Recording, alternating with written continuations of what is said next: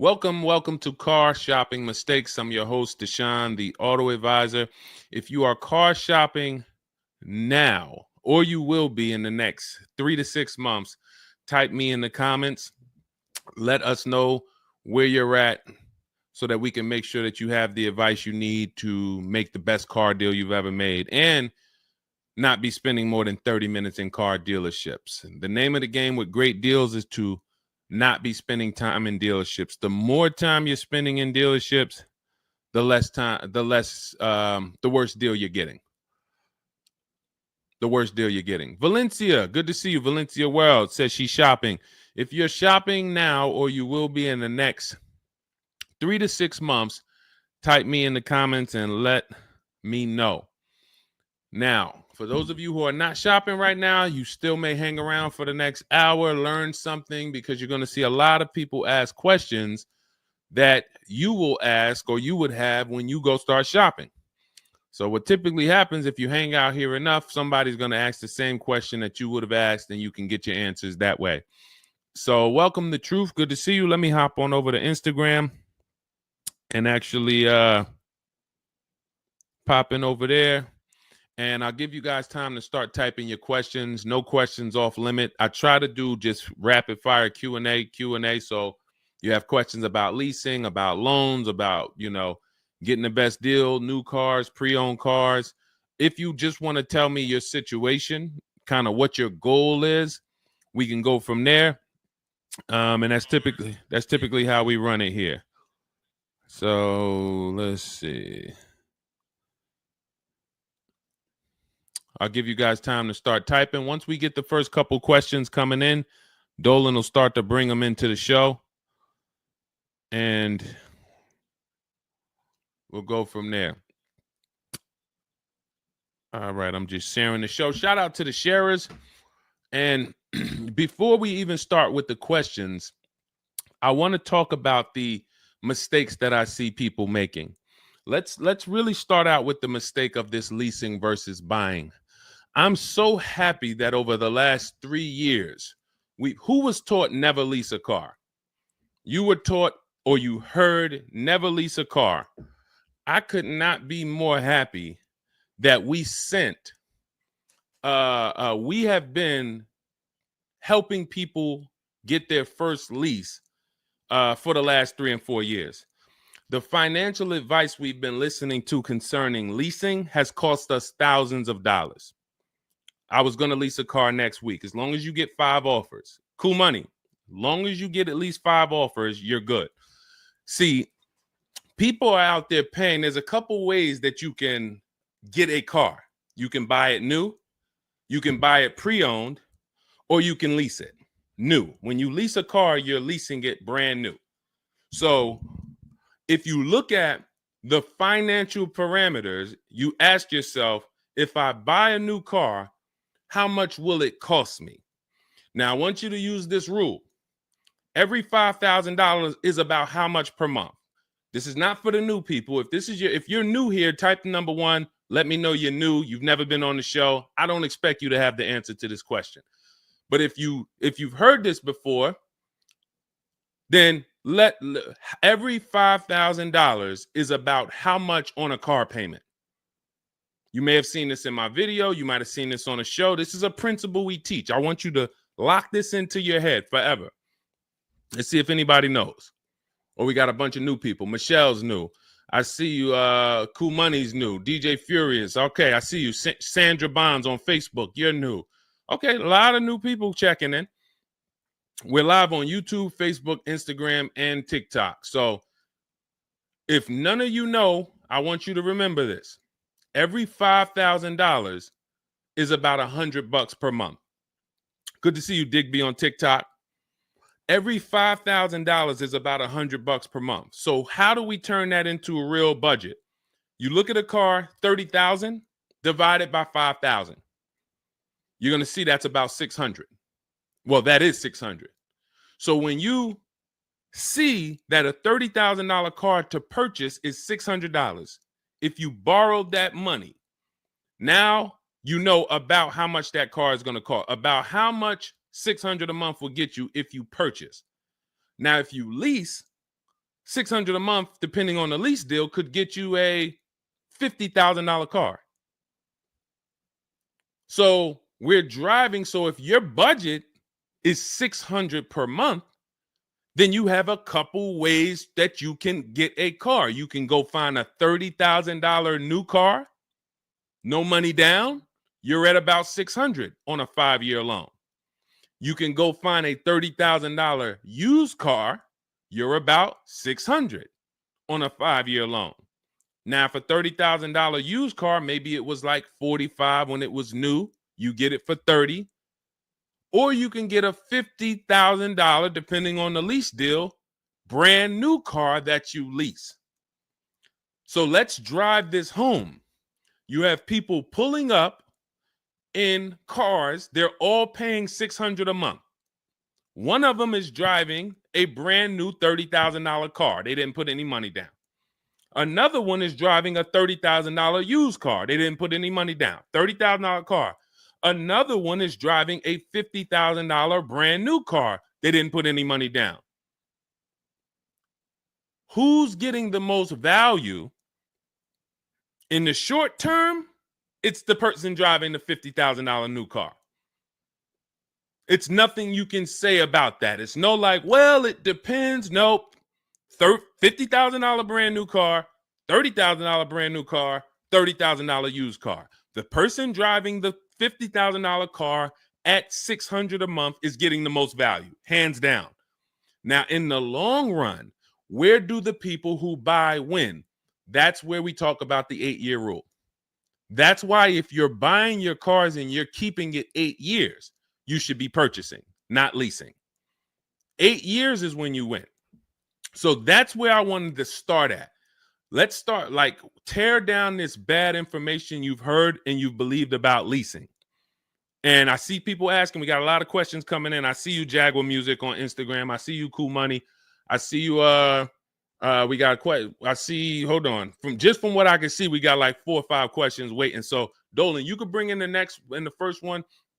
Type your questions in, anything you want to ask. If you want to ask about leasing, I saw someone asked about bad credit. What about if I have bad credit? What about mileage with leasing? Just start typing those questions. We'll bring them all into the show and we'll get to them one by one. Is that true for someone that went into bankruptcy? Okay, so if you came out of bankruptcy, your goal should be to rebuild your credit as quick as possible. Right now, your credit's blank. You come out of bankruptcy, your credit's blank. You have nothing there, and that's a good thing and a bad thing. It's easy for you to build. I've seen people come out of a bankruptcy and literally they have a 700 score in 1 year. They're going to go get credit cards. Just like if you're 18. If you're 18, you go get credit cards, you don't use them. Pay $15 gas, or you don't have a car yet. You pay $15, $20 a month for something, pay it off. You're going to have a 700 credit score. The more you don't use your credit, the more credit they give you. So when they see that you have the credit, $500 credit card, $1,000 credit card, you're not using it, credit score is high because your utilization is low. So that's what you should be doing. You cannot come out of a bankruptcy, just wipe your credit, and then go into the dealership and be like, okay, now I can get a car. You have no credit history. So the first goal should be, let me rebuild my credit as quick as possible. And you can do this quick. You can do this quick. Follow Shonda Martin. Some of you know Shonda Martin. She's on pretty much every platform we're on right now. And she's road to 750 plus. Now you got to let me know. Can you wait and build your credit for 3 to 6 months? Can you start to get some type of credit history? Or are you in need of a car right now? In which case you have to get a car with bad credit or no credit. Because if you don't have anything on your history, that's technically no credit, which is bad credit. So, okay, you need something ASAP. Okay, so what you should be doing, and again, if you don't have good credit right now, you should be buying the smallest car you can with the lowest payment. I got into the car business 2006. I was 22. I've been in and around the car business since then. So what is that? Almost 20 years now? The mistakes come from 2 things. You don't know what to do. A lot of the stuff I'm going to say, oh, I didn't know I could sell a lease, Deshone. Oh, I didn't even know I could sell a car if I don't have the title. It's not paid off yet. I thought I had to pay it off to sell it. Deshone, I didn't know every dealer, every, Toyota dealer has a different price. I thought they were all the same price, like the Apple store. All of that is you didn't know. Oh, I didn't know about leasing. I thought it was this. I thought it was that. I had misconceptions. All of this stuff has cost you thousands of dollars. That's you not knowing. The other problem is you know and you don't do, because now I'm going to make sure you know. So once you know, it's your obligation, or it's up to you if you're going to do. So if I have bad credit, I'm looking to rebuild my credit. I need a car right now. First thing I'm doing is asking myself, in my book, Cars from Home, first step is how many years you're going to keep the car. Because we need to determine, are you going to lease or you're going to buy? Are you going to lease or you're going to buy? You don't determine that based on how many miles you drive or, it's the 8-year rule. Are you going to keep the next car 8 years? Who keeps their cars more than 8 years? Type K. Because you're buying what we call keepers. If you're a keeper, Deshone, every car I buy, I'm keeping this thing 8, 10 years, 12 years. When the transmission goes out, I go and get another transmission. I see we got keepers. Shout out to the keepers. Michelle, we got Chantal. Who are the keepers? Sandra Bonds on Facebook. I see you. Where are the keepers at? K Mathis on Instagram. Keepers. These, you should not be thinking about leasing. Who's the keepers? See, we like to make this clear. Lon, I see you. Kara, keeper. All right.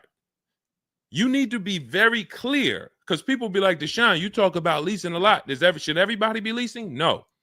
Everyone who's not keeping their cars 8 years should be leasing. And if you don't have the credit to lease, your goal should be get the credit to lease. But so the first question I'm asking you, if I have bad credit, is how many years am I going to keep this car? Now, to those of you because if you don't have bad credit, or if you don't have marginal credit, somebody is going to have it. There's a lot of people getting hit in this economy, and they're going to have credit challenges and need a car. Why is this important? Because let's just say I don't have good credit, but I'm a keeper. That means I'm not thinking about leasing. I'm looking to get a car that I can keep for 8 to 10 years or more, and I don't really have good credit right now. No problem, because the goal is find the best car for the best price, and then I'm going to get a loan, and I'm going to pay more for that loan because my credit is bad. I still need to get a great price on the car. We got to talk about that. Separating the price of the car from the loan. Some of you are savvy and you understand this, and some of you just mix these things together. But when it comes to getting a high interest rate because I have bad credit, as long as I get a good car, once my credit is better, what can I do with that loan? So let's say I got a great price on a car. I got a car, it's going to last 10 years. It's perfect, but I'm paying 21% interest. So I'm going to fix my credit, work on my credit. And then once my credit is good, I still want to keep this car. What can I do with this loan? Refinance. That's a simple fix.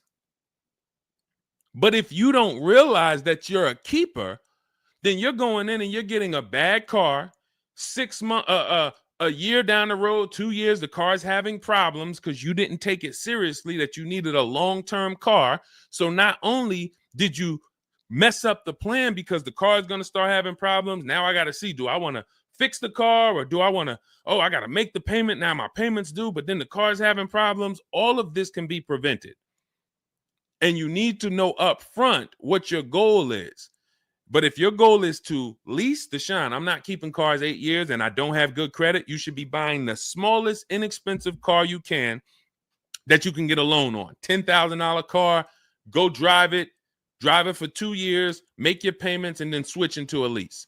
If you're driving a car, if you're buying a car to keep, then you can go and get a nice car, get the most car you can afford comfortably. You're going to have a high interest rate, and then you refinance that car when you actually get, your credit up. So this is all in my book. My digital book, Cars from Home, breaks all of this down step by step. Whether you have good credit, bad credit, how to know when to lease, how to know when to buy, new car, used car, you drive a lot of miles. I have plans in there for everybody. It's a digital book. It's 5-star rated. Thank you to everybody who went to Goodreads and reviewed the book. You can get a copy of the book. It's normally $97. You can get it as part of my launch offer for 75% off. That's $24. It's for 2 hours. So as long as you get there, go to my TikTok bio, my Instagram bio, the YouTube comments or the Facebook comments, click that link, and you'll see $24 for 2 hours. Once that, as long as you get it before that, you got it for $24 instead of $97.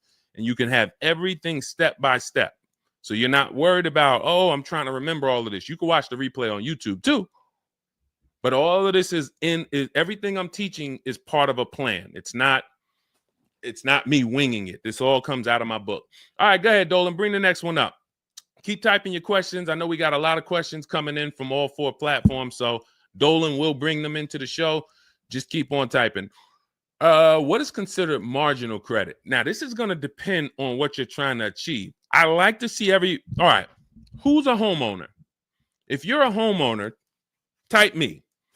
Now, if you have marginal credit before you bought your home, your realtor or your mortgage person probably told you, go work on your credit and then get your credit to this to get a mortgage. A lot of people do that. They go and they work on their credit, and once their credit is a 640 or 620 or 660 or whatever it is to qualify for the mortgage, they go and get their mortgage.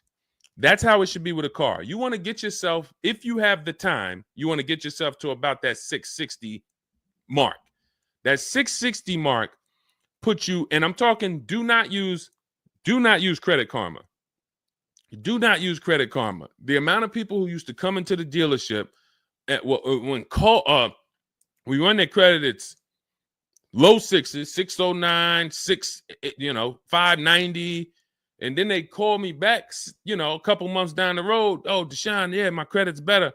And then we come in and they're like, yeah, I think it's up to about a 660, 680 now. And then we pull it and it's a 620, 630. And that's Credit Karma. Do not put yourself in a position where you're listening to Credit Karma. Pay. You can go to Google and you can type in, get my FICO scores. You want your FICO scores direct from the credit bureau. If you don't subscribe to a thing that gives you it before you go and make a purchase, you want to know what your FICO score is, not what a Credit Karma score is. But if you have the time, you want to try to get your FICO scores all above the 660, 670 mark. That's going to be in that good category. You can qualify for a lot of leases. Now, if you're in the 650, I want you to think about this. I have something I teach called credit and when it comes to profiles, leasing and credit. It's easier to get a loan to buy a car than it is many times to qualify for a lease. If you got a low 600 credit score, a lot of people will approve you. They're just going to approve you at a higher rate, higher interest rate. With a lease, it can work similar. But sometimes where you're in that low 620, 630, it's very tough to get approved. They're not going to take that much risk, but you may have a strong profile. So when you go into this, it's not black and white, guys. It's not like you can say, if my credit score is this, I'm done. What if your credit score is this, but you have a car payment already you've paid on time? When I worked for Mercedes, I worked for Mercedes for 5 years. We'd have people whose whole life was falling apart, but they never missed a payment on their Mercedes. And they get approved all the time. Everything else is falling apart, behind on the home. But if Mercedes sees you pay them, you got approved. So what I say is a current car. That's why those of you, if you're building to get a lease, if you're building to get a better car, pay that car on time that you have now. Because the best thing you can do is have a history of on-time payments on your car. That means a lot to a bank versus missing the car or putting the payments on the back because you thought that somebody told you could do that and it wouldn't affect your credit. A lot of people learn the hard way. Oh, I thought when I put the payment on the back, it didn't show as late. It does. So we again, I'm here to tell you everything from the inside.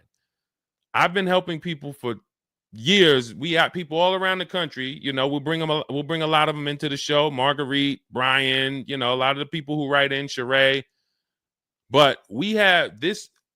I'm telling you from the inside, not from your perspective. I'm not like the public, and it's like, oh, this guy this guy must have really learned about buying cars because he's teaching. No, I'm from the dealerships. And, you know, if I wasn't doing what I was doing for 10 plus years, that was my job in dealerships, working with people, looking at banks, looking at credit reports, sitting there, seeing people turn down, seeing negative equity. So that's where my solutions for you come from inside. And so I would tell you, try to get to that mid sixes mark. And you'll put yourself out of a manipulation zone. You can qualify for a lot more things. All right, I see you, Michelle. I see you. Kim Randall, good to see you. The Savage Mama checking in. Abdul checking in. Good to see you. Go ahead, Dolan. You can bring up the next one. All right. Shout out to Dad. Y'all running the likes up on TikTok. Thank you so much. Thank you to everybody who's double tapping the screen. We appreciate you. Can you talk about putting money down or not when purchasing a car? So important. Listen, this is a good one. This is a good one. I don't know who asked this question, but this is a good one. Can you talk about putting money down or not when purchasing a car? So here's how you want to make sure your down payment never gets taken if you are purchasing a car. You must separate your monthly payments from the price of the car. You make the mistake sometimes of going in and saying, what's the payments on that car? Who's ever said that? Hit the like button, type me. You ever said, hey, what's the payments like on that car right there? The reason why we don't do that is because you're actually mixing two transactions when you do that. Thank you for being honest. Shout out to the people who are being honest. You're mixing two transactions. You're looking at the price of the car and you're looking at the loan details, which equate to your monthly payment. See, if you pay cash for cars, then you understand you don't care about the payments. You go in, you're trying to find out the out the door price. What is my out the door price from the car for this car? If you're doing it our way, you're doing this from home. Bunch of dealers submitting offers to you. They're out the door offers for this car to your email, bidding war. We'll talk more about that in a little bit. That's the cars from home way. But once you get the out the door price, you then say, all right, that car that I want, $32,000, including all my tax, all my fees, $32,000. I pull up my auto loan calculator. How much is $32,000 on a car payment? Well, 5 years might be around $620 a month. 6 years might be around $550 a month. Okay. Do I want my payment to be that high? If I could afford that payment, do I want my payment to be that high? You see how we've separated the price of the car from our loan and our monthly payments. This has nothing to do, and this is what we call the 3 pillars of great car deals. 3 pillars. You cannot get a great car deal if you're mixing these 3 pillars. First one, who I buy my car from. Second, who I get my loan from. Third, who I give my old car to and sell it to. That's why we don't say trade here. That's a curse word. Forgive me if I even saying it. And if, we get some questions about trade-ins, we'll explain why we don't trade cars. So we have to separate these and bid out each one. You have so many online tools at your disposal that you just don't know how to use yet when it comes to your cars. You know how to use Amazon to go buy a TV. You know how to get a subscription to YouTube. You got a ton of online tools you know how to use. Shazam, what's that song? Shazam it. But the online tools about car buying, you just don't know how to use them. That's where I come in. Our entire system is showing you websites that do this, tools that do that, And so we can make sure that we're getting the best deal. So the only way you're going to make sure you never lose your down payment is you have to separate the monthly payments from the price of the car. If you go in and say, hey, how much is that payment? The car salesman says, well, how much can you put down? Well, I don't really want to put any money down. Well, all right. If I had to, I guess I could put down like 3, 4 max though. But I'm trying to be at like $600 a month. You're working your loan out with them. That's a loan. And let me tell you how. Let me show you why you can know you shouldn't be mixing these transactions. There's big money in all of them. There's a ton of people who want to sell you a car. There's a ton of people who want to give you a loan. They don't sell cars. Let me say that one again. There's a ton of people who want to give you a loan. They don't sell cars. They want to compete for your loan. That should tell you there's a lot of money in the loan business. Then there's a ton of people who want to buy your car from you. Your car you have now. You're the one you're like, well, I just normally go trade the car in. Well, how many offers are you getting when you trade the car in? Well, I usually just get the one from whatever the dealer says he's going to pay for me. Okay. So there's a ton of people who want to buy that car from you. They don't care about selling you a car, and they don't care about giving you a loan. So when you buy a car from a dealer and you give them your old car on trade-in and you get your loan from them, you just gave them 3 transactions. You did 3 transactions with them in one. Do you see why it's impossible for you to get a great deal doing that? Type $signs if that makes sense. Who's locked in? Because I know sometimes we only got a couple people that be watching. Some people, man, you're cooking dinner and you're like, I hear you, Deshone. You're not gonna save $5,000, $10,000 like my students, and you're cooking dinner and you're just trying to listen in on the side. Look, you're not gonna get this. Look, person got a Kia $439 a month, $35,000 car.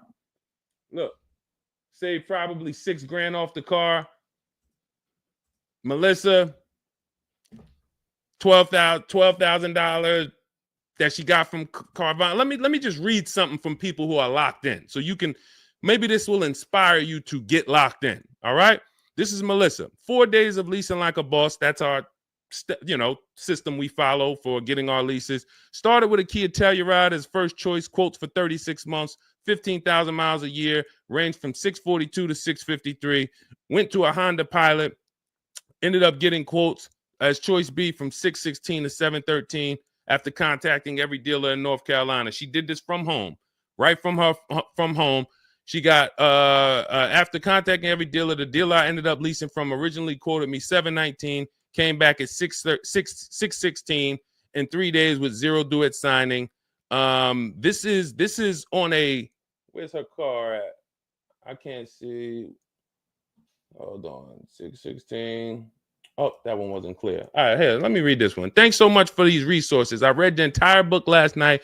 Already been underway trying to put my deal together. What a great book. I have my quotes together, and now I'm ready to take the next step with the calculator. Big fan of your channel and the resources. However, when we shop for 12,000 miles per year, do we adjust to 15,000? So these are people who are taking action on a plan.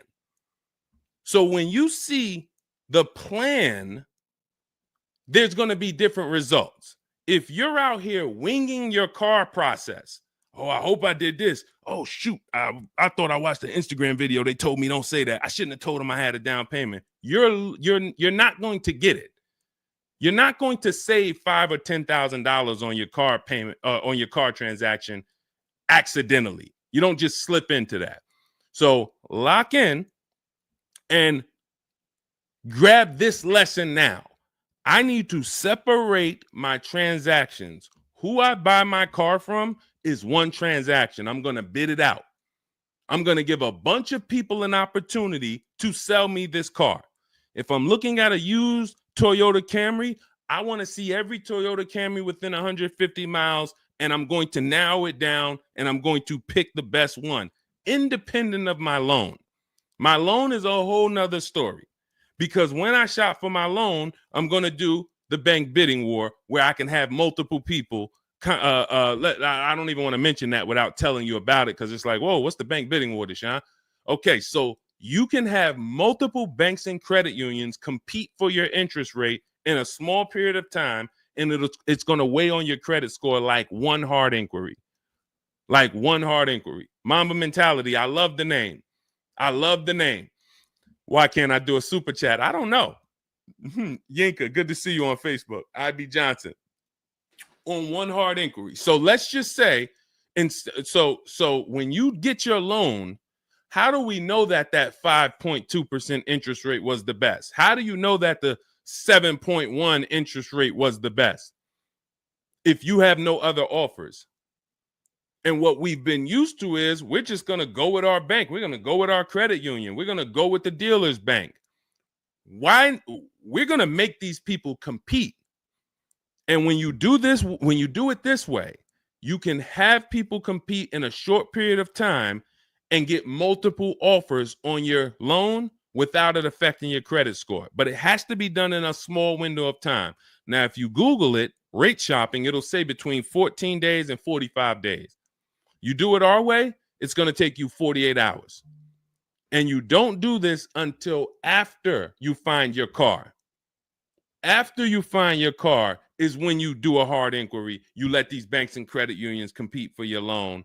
And again, you notice I've already found my car. I already got the best price on that car right there at ABC Motors. I got that thing on hold. Don't pick up the car the same day. As much as they're going to ask you, hey, you want to take it home today? You want to take it home today? No. If I take it home today, when do I have time to go shop my interest rates? I'm not taking it home today, but let me get my buyer's order with my numbers on it. Let me go home and let me actually do my shopping for my loan and my interest from home. And then if you can actually beat that rate, it's a competition. But because you didn't know that you could let multiple banks do this in a short period of time, you're only going to your bank. You coming back with a 6.49. Well, I guess that's good. What if somebody could get you a 5.49? Do you know how much a difference between a 5.49 and a 6.49 is on a loan? Could be $1,200. This is why we're getting all the money. So again, all of this is in my book, digital book, Cars from Home. You don't have to wait for it to come in the mail. You can have it by the end of the show. It's in my TikTok bio, Instagram bio, Facebook comments, and YouTube comments. Normally $97, but you can get it as part of our welcome offer for $24. As long as you get there before the 2 hours is up, you get it for 75% off. It'll have everything in there. That is the bank bidding war. If you're not, again, before we go to the next question, if you're leaving the dealership wondering, if I was to walk up to, yo, Deshone, what's going on, man? Hey, I just got this car, man. What do you think? Okay. Did you get a good deal on it? Yeah, man, I definitely got a good deal. How do you know? If you're not saying to me, yo, man, you know how many offers I saw? Man, I got about 6 offers on this car from different dealers. This was the best one. Okay, you did good. What about your loan? No, man, listen, my bank competed, credit union competed. The dealership told me none of their banks could beat what my bank gave me. Congratulations, man, you got a great deal. But if you don't have that same confidence, you did not get a great deal. And now you're driving in a $30,000 car, $50,000 car, and you don't have the confidence that you actually didn't leave thousands of dollars in these dealerships. This is crazy. And when you get mad and stop accepting it, you'll listen to what we're telling you to do. If you think you deserve that abuse, then you're going to keep doing the same thing. That's why you got to unlearn. Okay? So separate your transactions. Who I buy my car from, I'm getting multiple offers for. Who I get my loan from, I'm getting multiple offers. Who I sell my old car to, I'm getting multiple offers. And with the internet, I can do all of this right from my house, right here. All right. That's the Cars from Home way. Let's go, Dolan. All right. Keep typing your questions. I see you, Mamba Mentality. I see Mamba Mentality got a lot of questions. Samante Love, good to see you. Jay Bass, good to see you. Yep, Jay Bass. Separate transactions. Exactly. D So Chill on TikTok, good to see you. Lisa on TikTok, good to see you. Hector Ruiz, thank you, Hector Ruiz. Shout out to the sharers. Shout out to the sharers. I always got to take time to shout out the sharers. We can't do this without you. All right, how can I schedule a consultation with you? Also, does it make sense to lease a pre-owned vehicle? So let me answer the bigger part of the question first. Most leases are going to be brand new. There's only been a few manufacturers that have tried to do a pre-owned lease program. Lexus tried it. BMW's tried it. And there's certain brands that can technically lease a used car.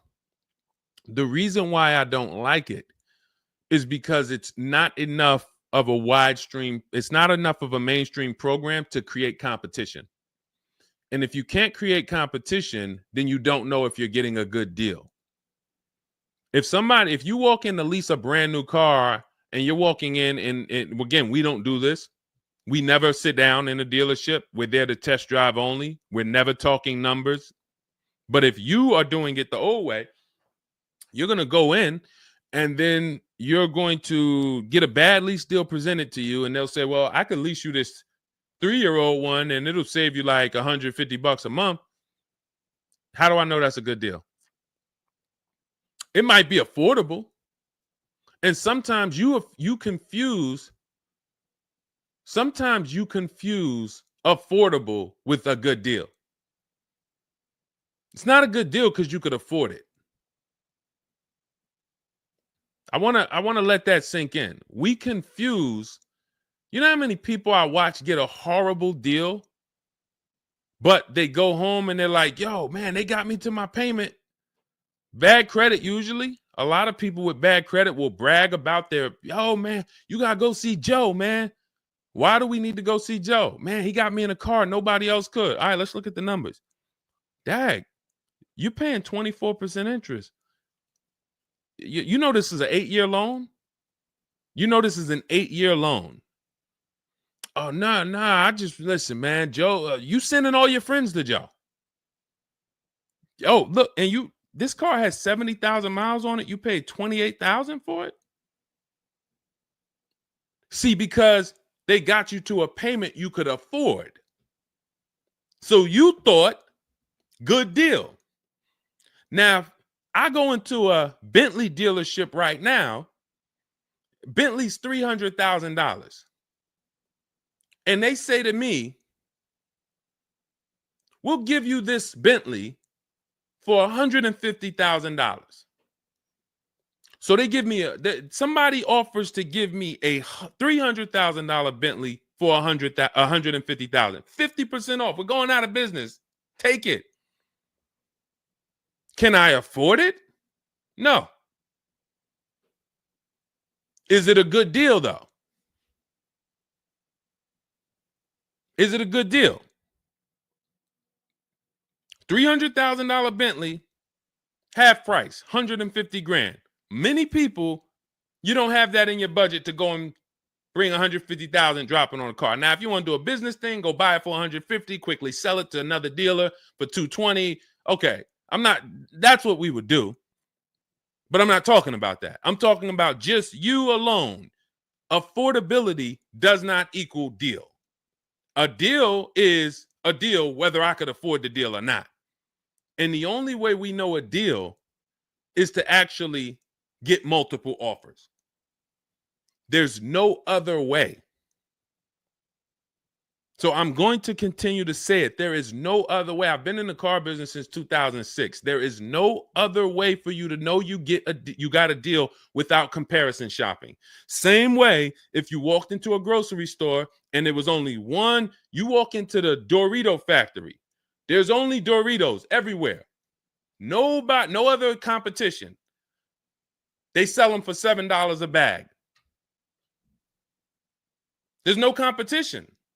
So everybody who's in the Dorito factory is paying $7. But when they go in the supermarket, Doritos competing against Lay's, competing against Wise. Oh, you can't be $7, Dorito. You might have to be $4 this week. You might have to be on sale this week for $2.99. Competition. It's everything else. So a lot of what I'm saying to you will click when you realize that you've been programmed to buy cars in a way that you don't buy anything else up. You don't buy anything else that way. Everything else you buy in your life is competition. People competing. Everything else only with cars, we look at one offer. So that's why when you come home, start to look at the whole market, you're going to love this. You're going to be like, man, I don't know how I didn't start doing this before. What I'm teaching is not, the whole Cars from Home system is not rocket science. We just use the internet to create competition. That's how we get crazy deals. That's how you see Alex graduated, was able to get a new lease for my partner, sold his old car to Carvana, bid that out. Notice he didn't trade it. He didn't say I traded in my car. I sold my old lease to Carvana, old 3,500. He got 14. That was his highest bid. Went test driving, got a 2025 Hyundai Tucson, got a 1.3% lease deal, no money down, $42,500 car, $580 a month, and that's a 1.3% lease. Now, $42,500, guys, would normally be, with no money down, about $800 a month. Maybe about $825 for 5 years. He's paying $580. So when we talk about leasing keeps thousands of dollars per year in your pocket versus purchasing. Thousands of dollars, not hundreds of dollars per month, but thousands of dollars per year. So so to answer your last question, I don't do consultations. We have 3 ways we help the public: through my book, through our Shop with Deshone program. A lot of these people that you're seeing me share, they've either got my book or they're in our Shop with Deshone program. Just Ralph, Jen, Stormy. Just wanted to let you know that your package worked. $48,000 MSRP, no money down. She's paying $622 a month. That's normally a $900 payment. Marie, some of you know Marie from some of our other shows. We talked about her. Just wanted to reach out. Thank you. She used the book, saved over $13,000 off of her Mercedes, got her payment to be hundreds lower per month, maintenance included. Just wanted to say thank you. She got a 2025 GLC Coupe. Some people have this same car. You're looking at this car. You're like, hold on, Deshone, I got that same car. Did you get $13,000 off? Did you get $13,000 off? This is when we got to say to ourselves, whoa, what's happening that Marie got $13,000 off? I thought I did okay. I got $4,000 off. You see how dangerous it is when you don't get multiple offers? You thought, man, I negotiated, man. I was in that dealer for about 5 hours, man, to get that $4,000 off. Marie never went into a dealership and she got $13,000 off. So you just made a $9,000 mistake. So you could either change your behavior, go grab my digital book, Cars from Home, learn the same thing, use the same strategy step by step that Marie just used, and you could eliminate you making these types of mistakes, or you can continue to do what the car business wants you to do.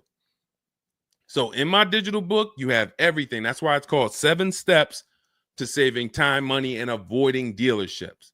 It's in my TikTok bio, my Instagram bio, YouTube comments, Facebook comments. You can get 75% off for the next 2 hours. So you won't pay the normal $97. You get it for $24 if you get there before the welcome offer expires.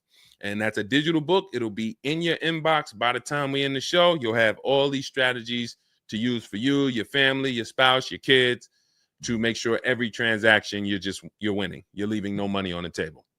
All right. So yes, I don't do, and you'll see in our Cars from Home toolkit in my bio, we do have a program where we shop for people around the country. In fact, before we go to the next question, let me show you what you'll be able to do. But in our case, we do this for our clients. So you get in where you fit in. I don't tell you, it's like if I put a buffet in front of you, everything gets you full. You get the book, you're there. You come into Shop with Deshone, we do it together. You watch our video checklist. You have coaching calls, we have Zoom calls, we have a private Facebook group. You get to your goal. Or you can, if you qualify, you got to have the credit. You got to be shopping for a new car. You can look into our Done For You program. You can book a call with our team.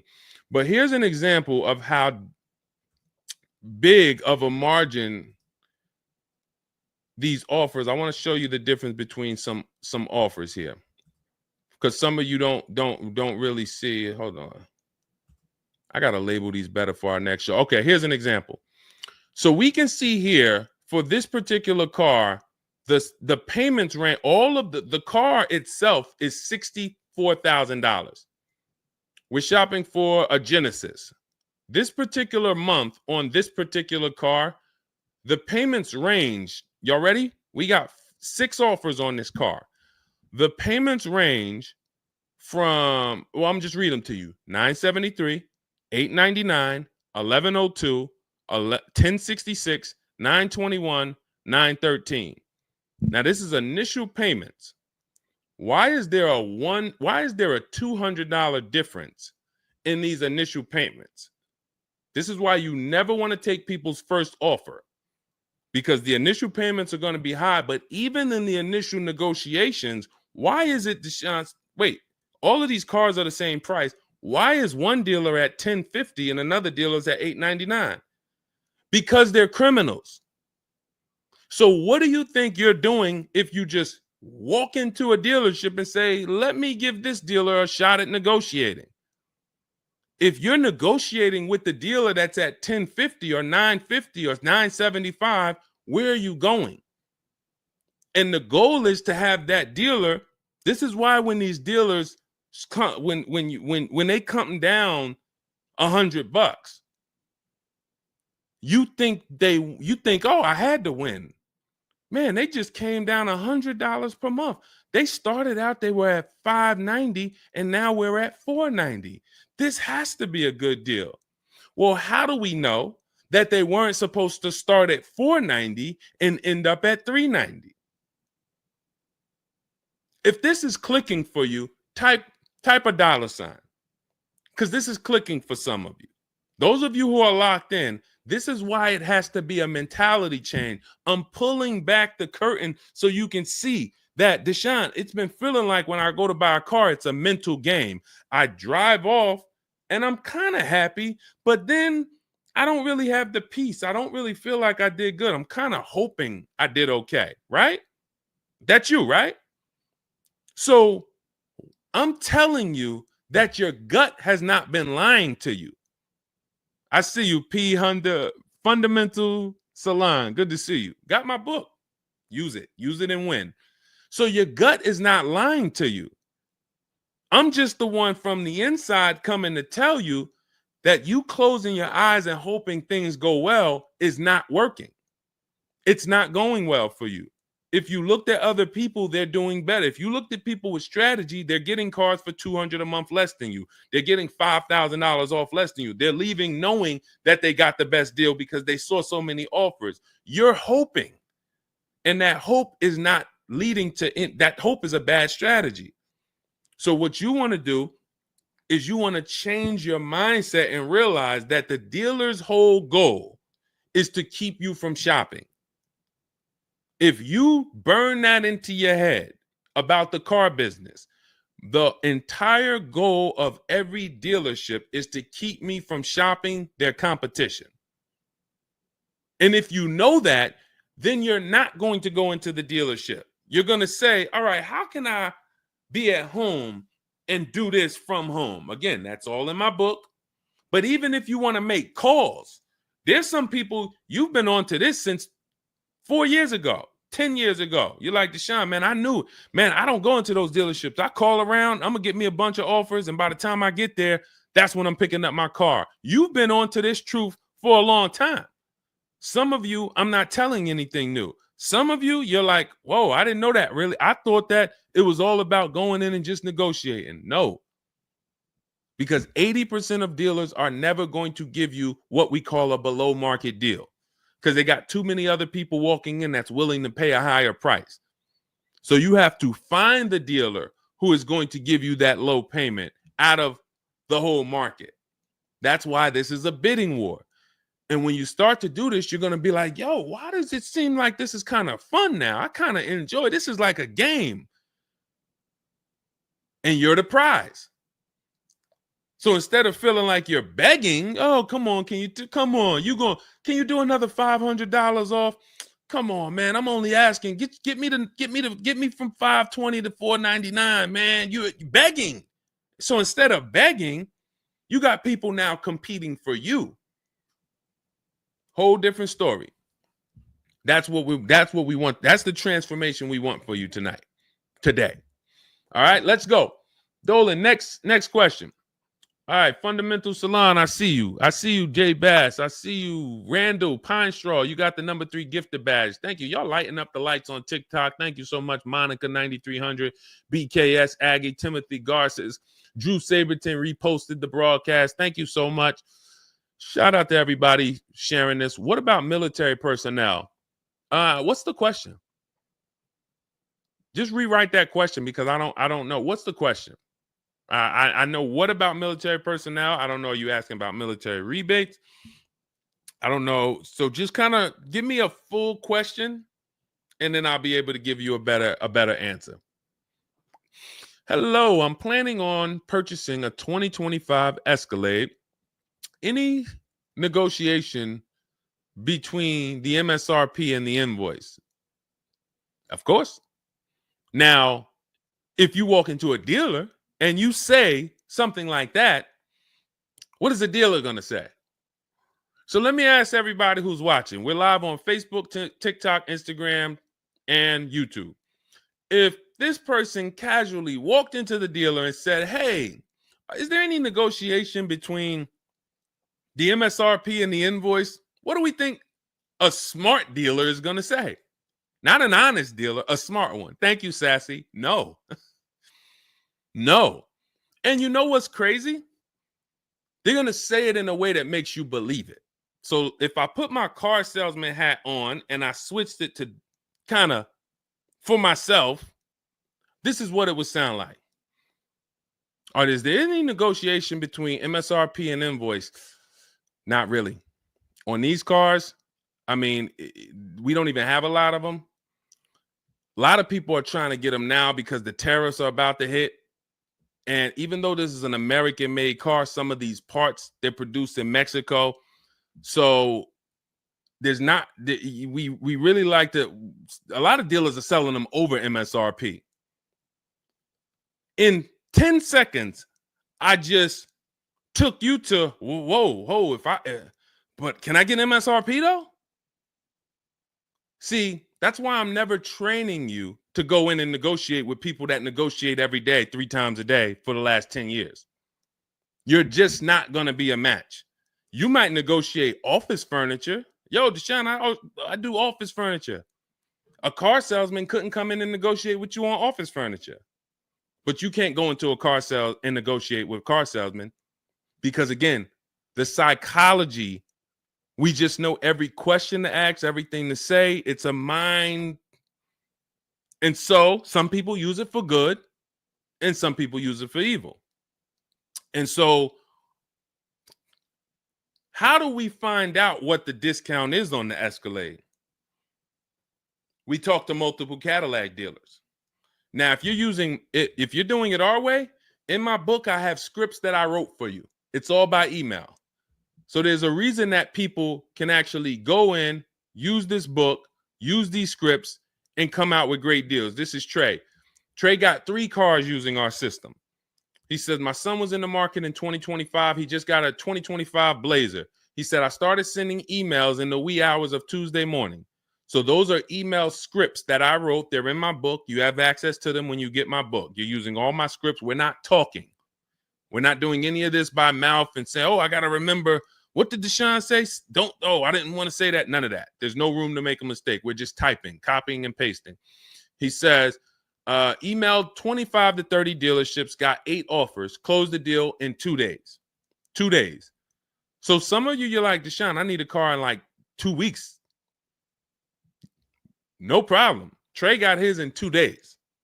So once you start this process of engaging with the dealers, you'll get a car in 3-4 days if you're slow, because that's the way it's set up.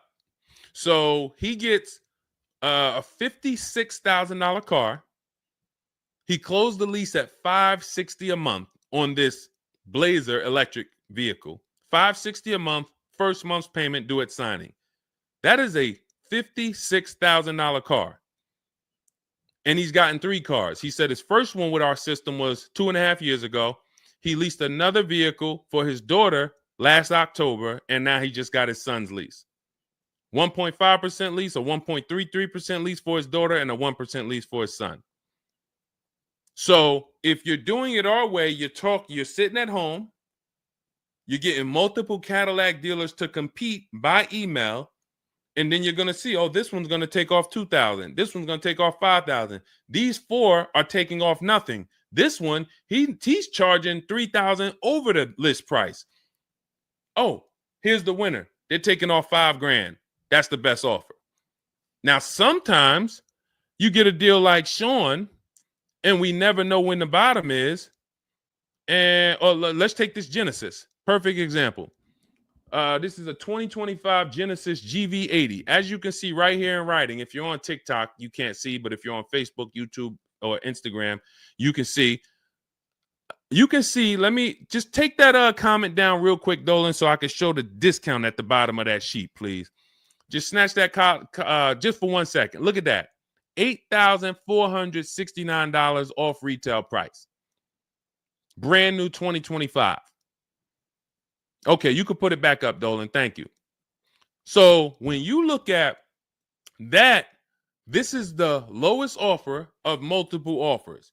Maybe $8,500 is the best discount on this particular vehicle. But when we go to Sean, let's go to Sean. F-150 Lightning, XLT, $73,000 vehicle. What's his discount? $21,000. Look at the dealer discount and look at the rebates. And every dealer is not going to tell you the rebates. Some dealers will not be honest with you about the rebates. They'll hold some of them or they'll hold all of them. When he got all his offers, he saved $21,000 off the price of the car. So how do we determine, to answer your question about the Cadillac Escalade, what's the discount between MSRP and invoice? We don't know. Could be the best discount could be $3,000. The best discount could be $5,000, could be $10,000, $12,000. We don't know. And because you don't know, you cannot negotiate. If you knew that the best discount you could get on a Cadillac Escalade was $8,000, you knew that, then it would be easy to negotiate. I'm just going to go on. All right, man, come on. You're at 6,000. Nah, man, I want another 1,000 at least. I'll let you keep the last 1,000, but you got to get me to 7 because you know the bottom, $8,000. No car that we go in to get do we ever know what the bottom is. So what you're doing is you're feeling for the bottom. But if Sean thought $10,000 off was the bottom for his F-150 Lightning, then he wouldn't have got $21,000 off. That's the danger. So when I say to you, you're leaving $3,000, $5,000, $7,000 on the table, you can't say to me, Deshone, no, I'm not. Because I get so many offers, man. I know I'm not leaving money on the table. You don't know you're leaving money on the table. I got $8,000 off my Infiniti truck I got when I leased it. How do I know that was the best offer? Because I had 7 other offers. I had 7 other offers of Infiniti dealers that I went back and forth with by email. This one giving me $3,000 off. This one $4,000. This one $6,000. This one $6,000. This one we'll do $8,000 off. You got it. You won. Took me 60 minutes. This is where I want you to get new cars, used cars. You're making your deals from home. You're the prize. You're going into the dealership to pick up your car, man. They like, man, you sell cars? How'd you was like quick, man, that you kind of knew this was quick. Car salesmen going to love you because you didn't waste their time. You didn't tie up 8 hours of their time. They're making deals with you in 20 minutes, 30 minutes. It's great for everybody, but it's mainly great for you. That's what we want. Okay, all of this is in my digital book, Cars from Home, 7 Steps to Saving Time, Money, and Avoiding Dealerships. It's not a mail book. It's a book. You can have it in your inbox in the next 5 minutes. Normally $97, but it's part of our welcome offer. You can go to my TikTok bio, Instagram bio, click those links. You can go to the Facebook comments or the YouTube comments. Dolan has a link for you guys. You get 75% off. That's $24, but it's only for 2 hours. Now, if you visited earlier, some of you, I did a show, my last show, you might have visited the link and you missed the countdown. You'll see it's gone. So you want to make sure when you actually go there, even if you come back in a couple minutes, don't let that timer hit 0. Book's still worth $97. You saw Marie, she saved $13,000. So I think if Marie, if she was on the show, she would say, look, even if you missed the $24, get that book. Save me $13,000 off my price. All right. Corey Duncan, I'm just catching your comment on TikTok. Look, it works, y'all. I promise. Leased a car back in April after using his book. Got the best deal. You see what I'm saying? Like, and this is all over. It's too many people for me to pay. When I tell y'all, like, it's too many people. I pride myself on not can Deshone get great deals. Obviously, you guys know if I could sit on here and answer your questions for an hour and a half, clearly I've been in the car business since 2006. Clearly, Deshone can get great deals. But can other people? That's why I'm showing you other people. That's why I'm showing you Benita. That's why I'm showing you Kimberly got 20 grand off her Maserati when she got it. Zafrina got 2 cars. She got a car last year, got her Jeep Grand Cherokee, $66,000 car. She got it for $579 a month. And then she just got another car that she posted 2026. Not even a 2025. 2026s. It ain't even out yet. She got a Kia or just came out recently. Kia EV6, $76,000 vehicle. She got it for $742 a month. She leased it. Now let me just do some math for you real quick on how crazy a deal that is that Zafrina got on her second car. The first one's crazy too. They're both crazy. But let me just, here's how we judge a lease. We judge a lease by how much we're paying and how much car we get to drive for that payment. So the reason I created the 1.5% rule is for you to know you're paying too much money for a car you're giving back. The 1.5% rule tells us if we divide the monthly payment into the MSRP with no money down, it creates a percentage. And if that percentage is over 1.5 for 12,000 miles per year, we're paying too much. It's no value there. It's a bad value lease. Let's look at Zafrina's deal that she just got. She's paying $742 a month, and she got a $76,000 car. So let's say, go into our calculator, $742 a month, 36 months. That equals $26,700. That includes taxes, everything. That is how much she's giving them for 3 years to drive this car. $26,700. It's a $76,000 car. You don't have to be a mathematician to know that if you walked into a showroom and you saw a $76,000 car, once taxes and fees and everything were on top, it's over 80 grand. And you could drive that car for 3 years for $26,000 and you give it back to them, we can imagine how much value that is. So that's how we judge a lease. And the more I pay, the more I have to look at, okay, is this a good lease deal? Is it a great lease deal? Is it a steal? Zafrina got a steal. Anything 1% or lower, it's a steal. From 1% to 1.5%, that's a good deal. Well, let's say from 1% to 1.25, great deal, great value.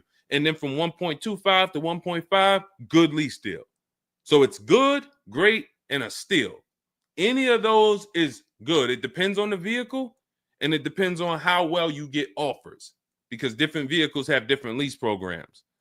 But once we get, you don't walk into a dealership and say, hey, get me the 1.25 or get me the one. You don't do that. You got to see what the best offer gets you. But this is where you want to be at. Empowered shopping. Okay. Thanks, Randall. I'm working on my lease deal now from the book. Way to go.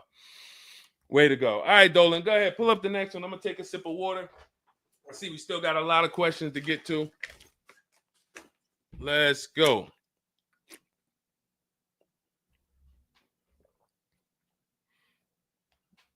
Mark is me. Good to see you on Instagram. Checking in. All right. Let's go. Does it matter if you email or call a dealership to find out the best price? All right. No. You just got to realize it's going to be different things that come with phone. The reason why. Okay. Who's a good negotiator? All right. Let me put it like this. Who's not a good negotiator? Let's be honest. Who's not a good negotiator? Type me. You're just not. It's not your thing. You don't really like confrontation. Not a good negotiator. Let's go. Who's gonna be honest? Oh, we got a bunch of good negotiators on here today. Bunch of good negotiators. Where we at? Hershey. What's going on? Randall, Sassy. Who's okay?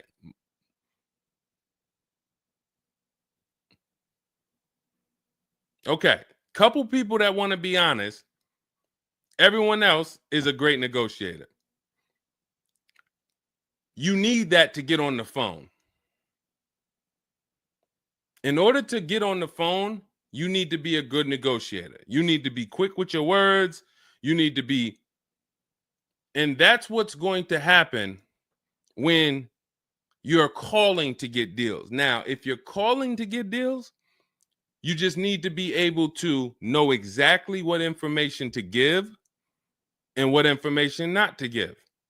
So let's just say you call in and you're trying to get an offer, and somebody says, "Hey, wait, I need your credit." Okay, are you gonna say, "Well, no, actually, the people who I've been working with, they haven't been asking for credit. Just assume tier 1," or are you gonna, fumble through that? And if you so this is what you're going to get. That's why I say if you're calling, you could try asking for sales managers. But the reason why email far exceeds getting the offers by phone. Now, look, getting the offers by phone is way better than walking in. But if you get the offers by phone, you still have to you have to try to lock down who the good dealer is, because you're not going to really have anything in writing. And that could be a problem. That could be a problem, because whenever you're going in and you're thinking this, that's why everything we do is from home. Your credit app is done from home. If I'm talking to somebody on the phone and I feel like I done talked to maybe 8 dealers, I got 5 offers, and one guy, Matt over at, that dealership it feel like he's being honest. He's giving me the offer. He told me this is what your payment's going to be. It includes taxes. It includes everything. Or this is what I'll sell you the car for out the door. Okay, I'm doing the credit app online because I want all of that firmed up before I get there. I have a video we're going to put out soon about a dealer who we just experienced this shopping for a client, where the dealer put something in writing. And then when we did the credit app, or the client did the credit app, changed the offer.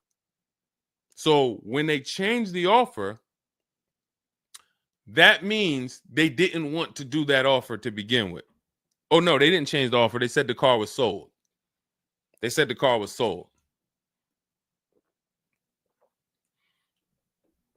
Me knowing what I know that what they wanted to do was tell you one thing and then they wanted you to come in so that you could so they could raise the price on you. This is why we are not going in until we do our credit app online. And when I tell you we are doing everything from home, except the test drive, we are doing everything from home.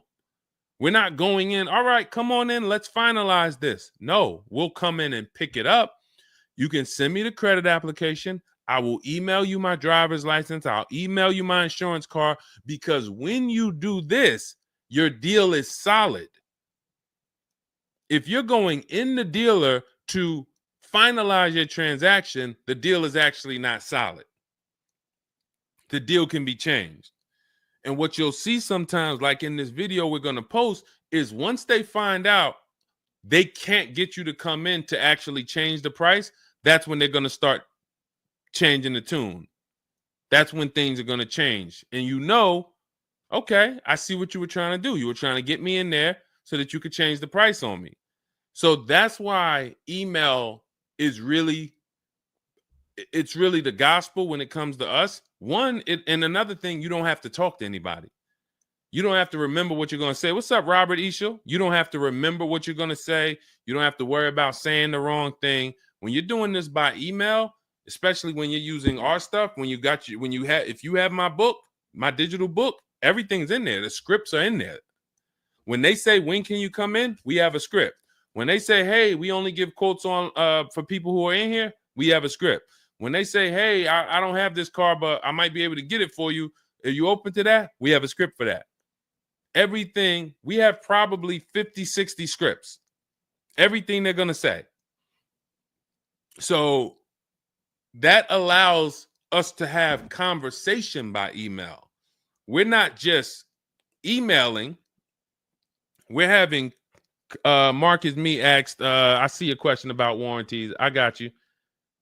Hang on. Mark, we're not just emailing, we're having conversations by email. Big difference. Conversations by email move things forward. Oh, we can't do this. Oh, how about this? Hey, it's a back and forth. That's why our scripts are so powerful, and they move things forward and they keep it on your agenda. So again, me, myself, I could do it either way. If I was doing one car deal, I could call around. I'll ask for sales managers. I'll talk to the sales manager. I'll try to get a car deal done. But it's the transferring of information, and this doesn't work on a used car. So this only works on new cars. So if I was buying a used car, it's a whole different system. But another reason this isn't effective. What's up, Smitty? Hopping in on TikTok. Another reason that's not effective. Again, better than you walking in. I'm just being straight up with you. If you told me is that better than me walking in? 100%. Get on the phone. You will do way better on the phone than walking in. But compared to email, you ask me like email or phone, which one's better? Email crushes it because I can have conversations quicker. I have stuff in writing. I don't have to worry about not having something in writing, and I show up and I thought that it was this and then it's that, and then it's nothing I need to remember. Yeah, I think that's enough. I think that's enough. So again, in my book is all the scripts. And without you knowing what to say when they say this, then the conversation is going to move slower and you'll be typing everything manually. What should I say to them? All right, what should I say to this? When they say, oh, can I have your full address? Okay. These are the things that you want to know how to respond to. Okay. All of that is in my book. But again, either way is better than walking into the dealerships. Walking into the dealerships is where you're going to lose. All right, go ahead. Next question. Kevin Carroll, Jamie Rodriguez. Good to see you. How do we apply for a soft credit pre-approval? You have to find a bank or a credit union that does it. If your bank or credit union should be the first people you ask, can you get a soft credit pull pre-approval? Because the soft credit pull pre-approval doesn't start the rate clock, doesn't start first of all, the rate clock starts at the hard credit pull, which means your credit bureau, Equifax, Experian, TransUnion, they're looking now and saying, okay, you have a certain period of time where you can do more of these to actually get different rates. But once that period of time closes, we're going to update your credit score. So let's just say you get that hard inquiry, and when it closes, your credit score drops 10 points. Okay. Had you gotten 3, it would have dropped 10 points. In that window, same 10 points. But if you let the window close, then you go and get another hard pull. When the next window closes, it's another 10 points. That's why we don't want to be moving like that. We don't want multiple hard pulls in a spaced out period of time. So you want soft credit pull, and if your bank or credit union doesn't do it, go to Google. Go to Google, type in soft credit pull pre-approvals. Find a bank that does it, because all you want to do is put your budget together. This might not be who you get a loan from. It's just for you to put your budget together. And if you've ever bought a house or you got a mortgage, you'll see, all right, you might pre-approve me for, 4.25 interest rate. And then once I go to get my loan or my mortgage, it might go to 4.3. It might go to 4.6. It doesn't matter. This is just to budget. You need something so that you can know how much you can spend. That's the purpose of the pre-approval. So it's no reason for you to ever give a hard credit pull. You are much better off just using the rule of every 5,000 is about $100 per month. Burn that into your head. Every 5,000 is about $100 per month. So that means when I'm looking at this $30,000 car, that's $600 a month for 5 years. What if I want it to be $500 a month?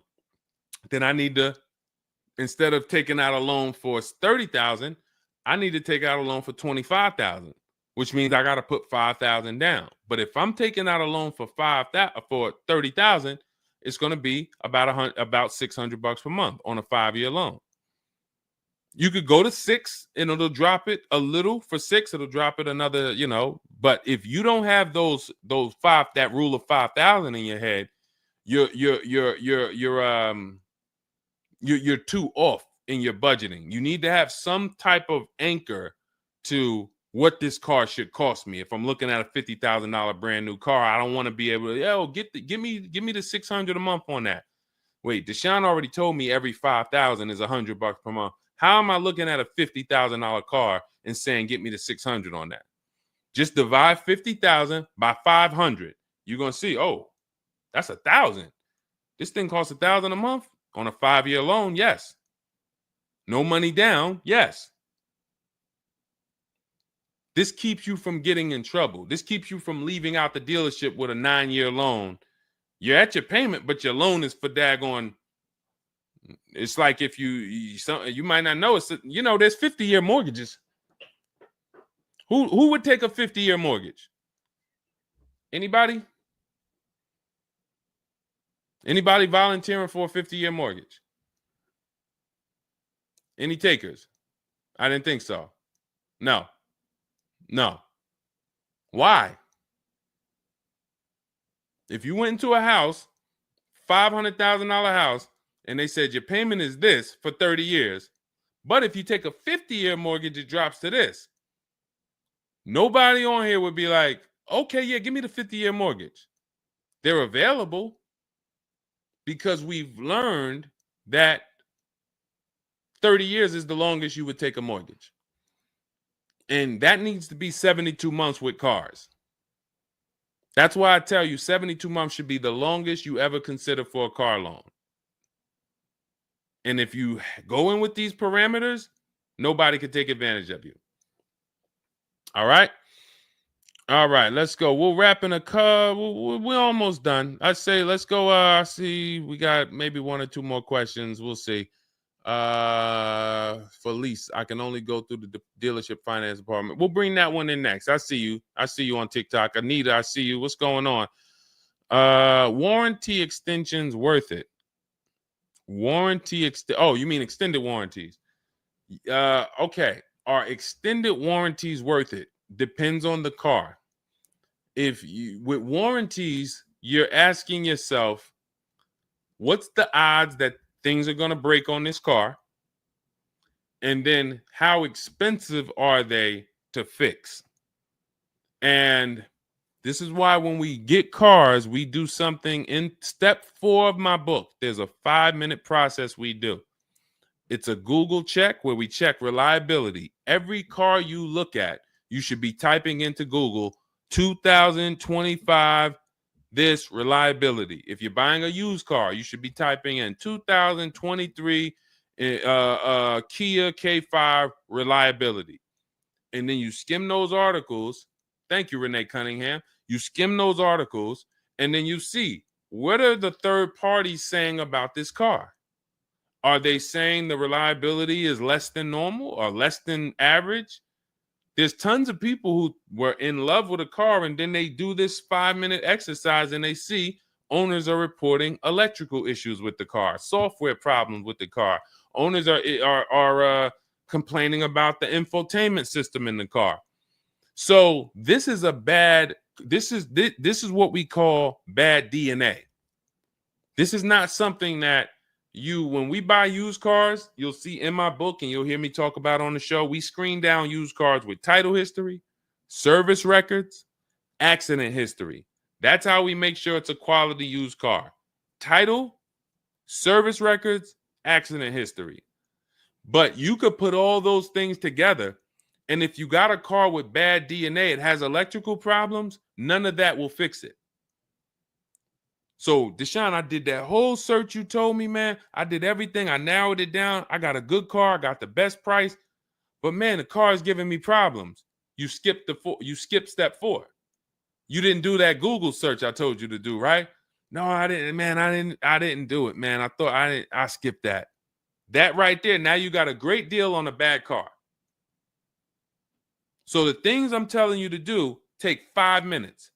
Nothing that I have talked about on this stream takes 2 hours or 1 hour or 45 minutes. Shoot, I have my car in 60 minutes. I do the whole process in 60 minutes. So not one thing I have told you takes more than 15 to 20 minutes at a time. So this is a 5-minute exercise concerning this question somebody asks, are extended warranties worth it? So extended warranties cannot fix a car with bad DNA. You want to skip that. So once you find out, okay, I got a car. For example, there's certain Nissans, when you pull them up, you do you're going to type in the year, the make, the model, longevity. Going back to the keepers. Everybody who answered earlier, they're a keeper. You buy your cars, you keep them more than 8 years, type K for keeper. You don't lease. I don't want you thinking about leasing. But if you're keeping, you need to think about warranties.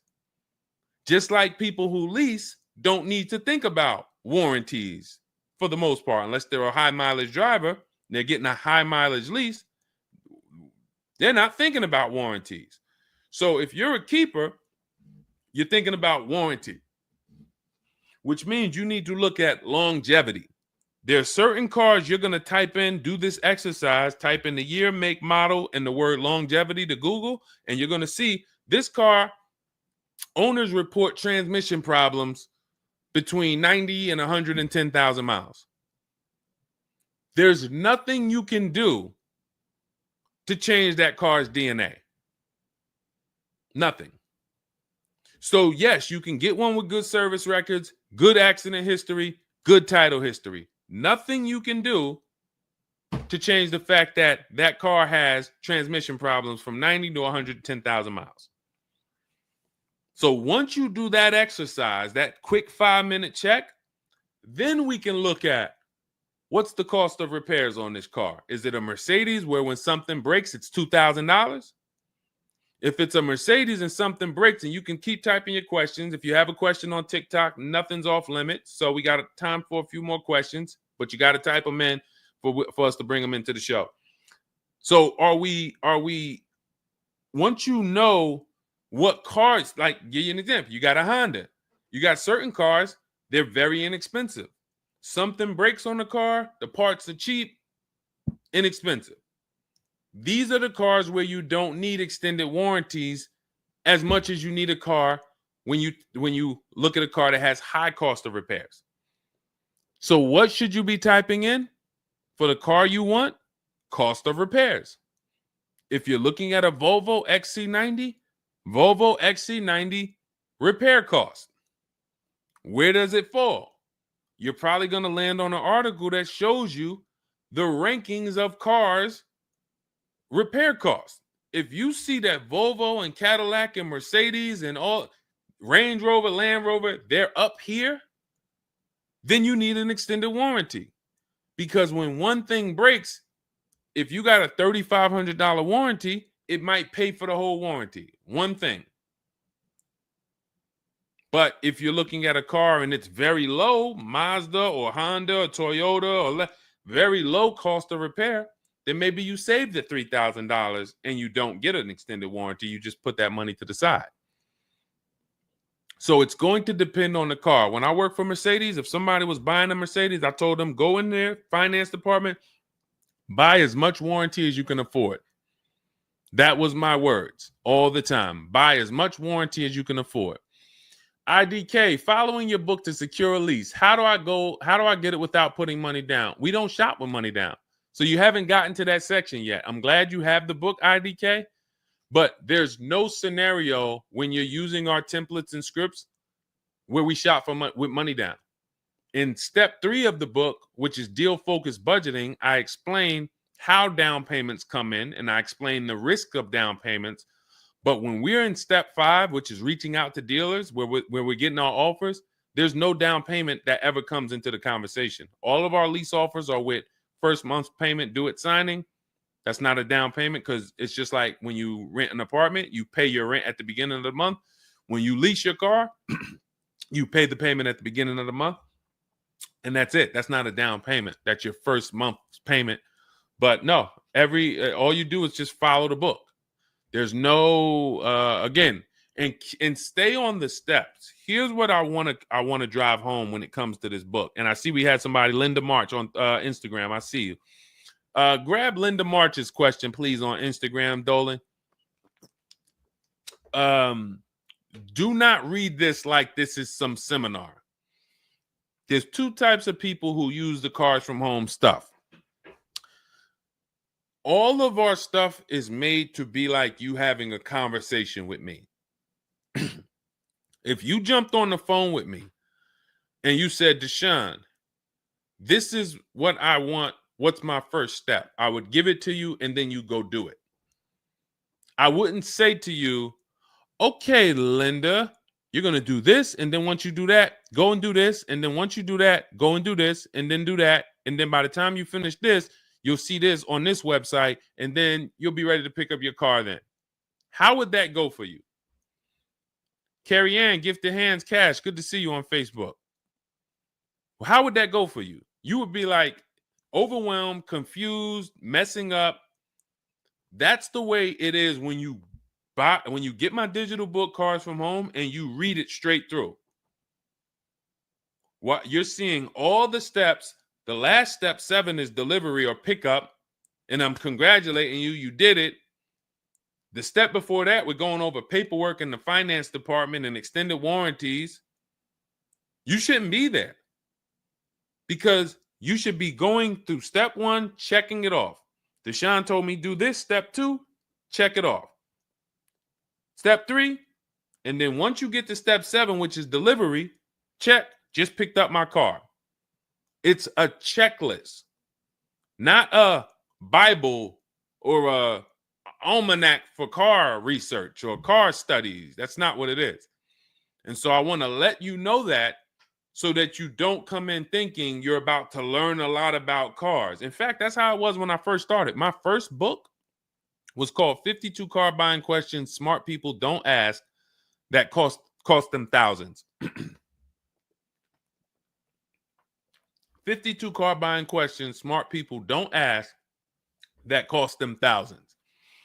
That book's not for sale anymore, but if you Google it, it's highly rated. People loved it. People said, Deshone, I use this book, man. I learned so much and I got a good deal. Because I still was teaching you how to get to the multiple offers, but it was too much information. That was when I came and I started teaching and I said, I want to teach you everything I know. No, the way my book now is, Cars from Home, 7 Steps to Saving Time, Money, and Avoiding Dealerships, is to get you right from where you're at to your car. 90 minutes, 2 hours from home. Boom, boom. Little small exercises here, 10 minutes here, 5 minutes there. Boom. All right, I'm picking up my car. So that's why we have the success stories that we have, because of the fact that it's a focused step-by-step book. Okay? So you can get your copy in my TikTok bio, my Instagram bio, the YouTube comments, or the Facebook comments. It's 75% off. That's the welcome offer. It's normally $97, but you can get yours for $24 as long as you get to my bio and Instagram, TikTok, or the YouTube comments or the Facebook comments before that 2 hours expires. This is Brian, just got his first ever lease using the book. Thank you, Brian. 2025 Honda HRV, $30,000 car, $395 a month. That's a 1.2% ratio. No money down.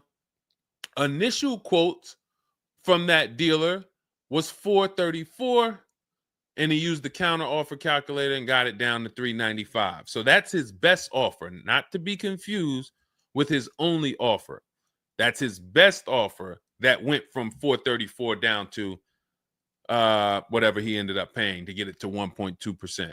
So that is how you want to do it. Step by step, go grab your book. Make sure when you get your book, screenshot the thank you page, because my support team's email is on there.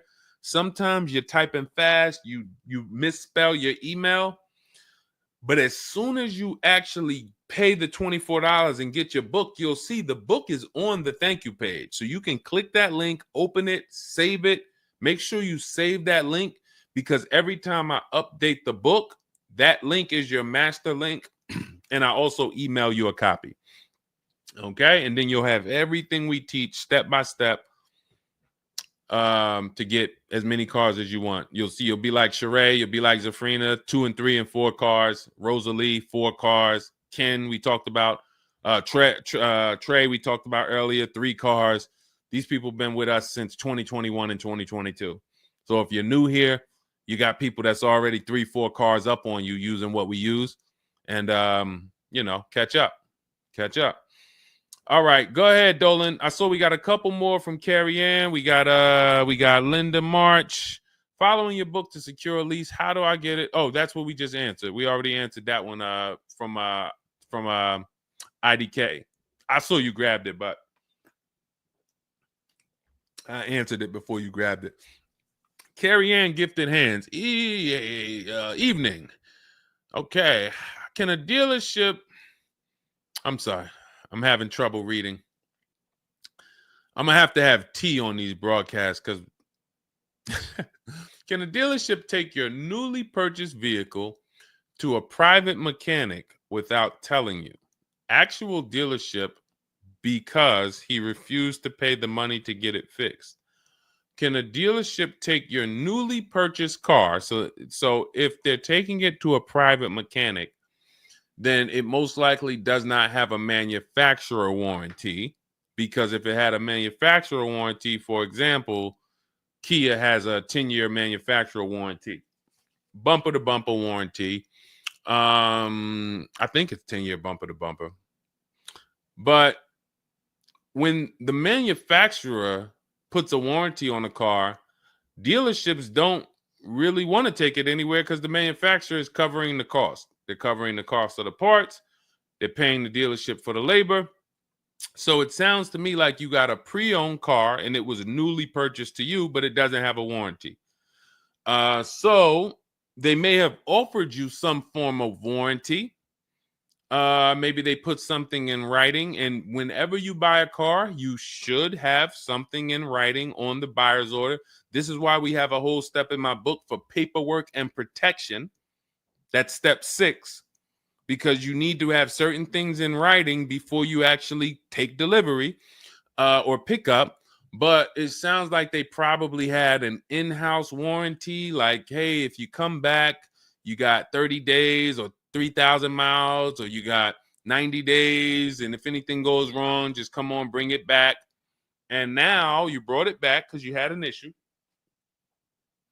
and they're looking and saying, well, our guys can't fix the issue, or we don't want to pay our guys to fix it. We're going to pay, this guy over here, and he's going to fix it. He can do that because there's nothing in writing that says he can't do that. And she said, correct. Ask me how I know. I swear, the reason why I invite you into my world, guys, is because everything that you think is complex is totally normal for us. That's a crazy situation for you. I can tell you exactly what's going on because I've seen this situation for the last 20 years. So when you're coming into our world, it's like, wow, this guy really knows. I see why he can kind of keep me calm, because this stuff is calm for me. That's where I want you. It's like being with somebody and you're going into a scary situation, but they've been here 200 times. Oh, it's dark back there. No, nothing ever comes from back there. When we get up here, you're going to hear some sounds in the bush, but that's just little raccoons and they're harmless. They actually like, oh, okay. You start to get more comfortable because the other person has been here a lot. So there's nothing in writing that says he can't do that. But if it is in writing that he needs to fix the issue, that's really all you care about. What's really in writing is you need to fix this. How you fix it and who you get to fix it, that's your internal business. If you want to take it and outsource it to another mechanic because your mechanic can't figure it out, that's fine. Some dealers have a relationship with a dealer up the road. So if, a used car dealer might take it to a Subaru dealer if it's a Subaru, and they might, but their thing is they need to get it fixed because they're obligated. You said just purchased it, went back into the shop 2 weeks later, still did not have it back. Exactly. So they're going to try to do everything possible to get it fixed. And that may include taking it to someone who they think can fix it. Now, I assume, are your payments due? Did you start a loan? Because this is different if you have a loan and you have my car and I have a payment due in 2 weeks or 3 weeks or 1 week. And if my payment is due, then I'm going to actually wait probably 1 month. And if I don't have anything in writing of when I'm getting this car back, then I'm going to make a police report. And because now I'm getting ready to either unravel this deal. You got to give me a car. I need to, and watch this. Why the police report? It's to document what's happening. First of all, people don't like to see police pull up to their, it's leased. It's a brand new car.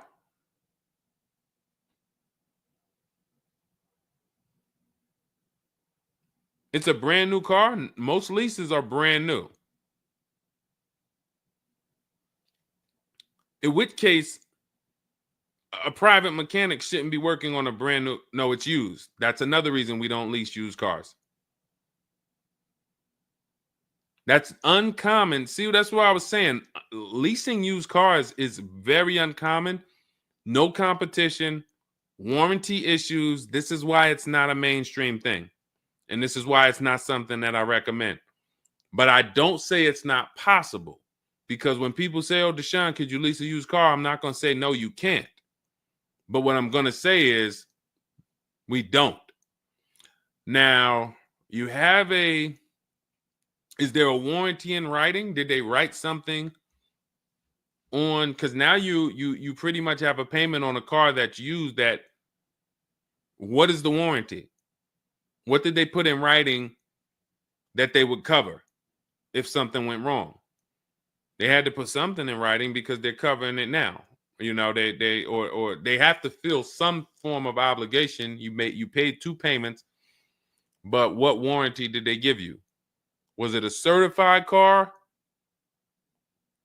Because that would give you a year warranty from the manufacturer. But again, I don't think you have a manufacturer warranty. In fact, I almost know you don't, because they wouldn't be taking it to a private mechanic if it had a manufacturer warranty. Originally 32,000, at the end 62,000 through. Originally 32,000, at the end 60,000 through Exeter. Yes. Well, I mean, originally 32,000. I don't know what you mean by that. Is that your mileage? I need to know. Did they put something in writing saying that they were giving you a warranty?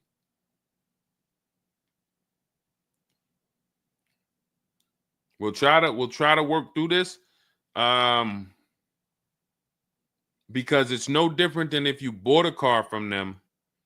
There's a bank involved, but it's a used car. It's no warranty, and they're pretty much holding on to it and trying to fix it. And if they can't fix it, we need to know, are they obligated to fix it or not? If there's nothing in writing saying, hey, you have this time where you can bring it back and we'll fix it, then that's gonna be that's gonna be hell for you. So we really don't want that. So, but I can't tell you how to approach this without knowing what is in writing.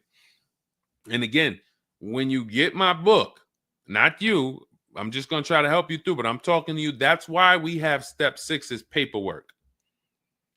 Because when you're sitting there looking at a bunch of paperwork and they're telling you to sign it, okay, sign this now. All right, this is your motor vehicle stuff. This is your okay, do you want this? What is important and what's not? What is important and what's not important? Out of all of this stuff, there may be 1-2 words on here that I need to know. I need to look at that buyer's order, and I need every used car, every single used car. I need to know what the warranty is when I drive off. Is it as is? That means when I drive off, it's on you. If the axle falls out on the highway 5 miles from here, you just signed an as-is deal. Buyer beware, it's on you. Is it 30 days, 1,000 miles? Who's going to do the work? Is it from the manufacturer? Is it from this dealership? Where can I go and use this at? You got to come back here. Do I have to go? Is this a nationwide warranty? I need to know what is covered on this paperwork so that I don't end up in a situation that we're trying to get out of right now. The warranty is through portfolio protection.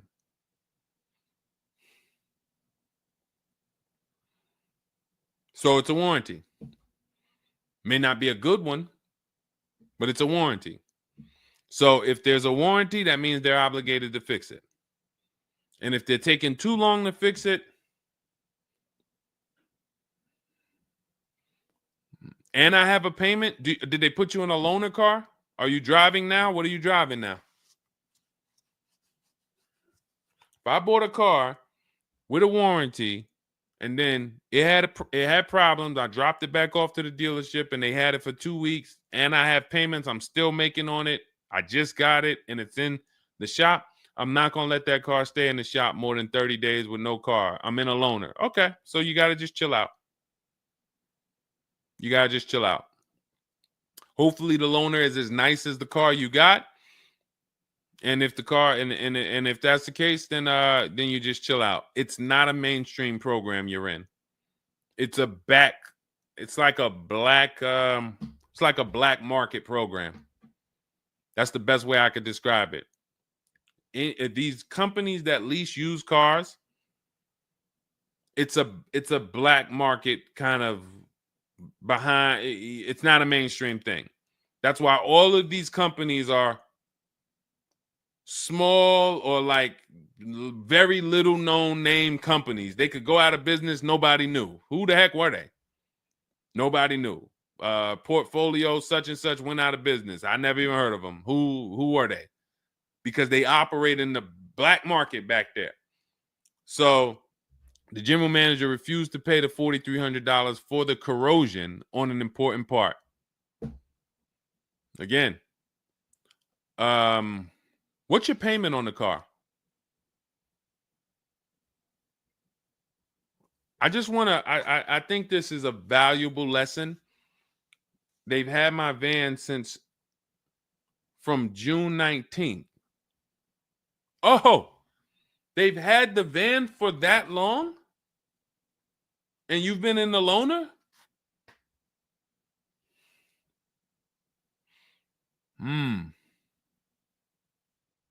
Holy crap. All right, what do I do from you? What's your payment on the car?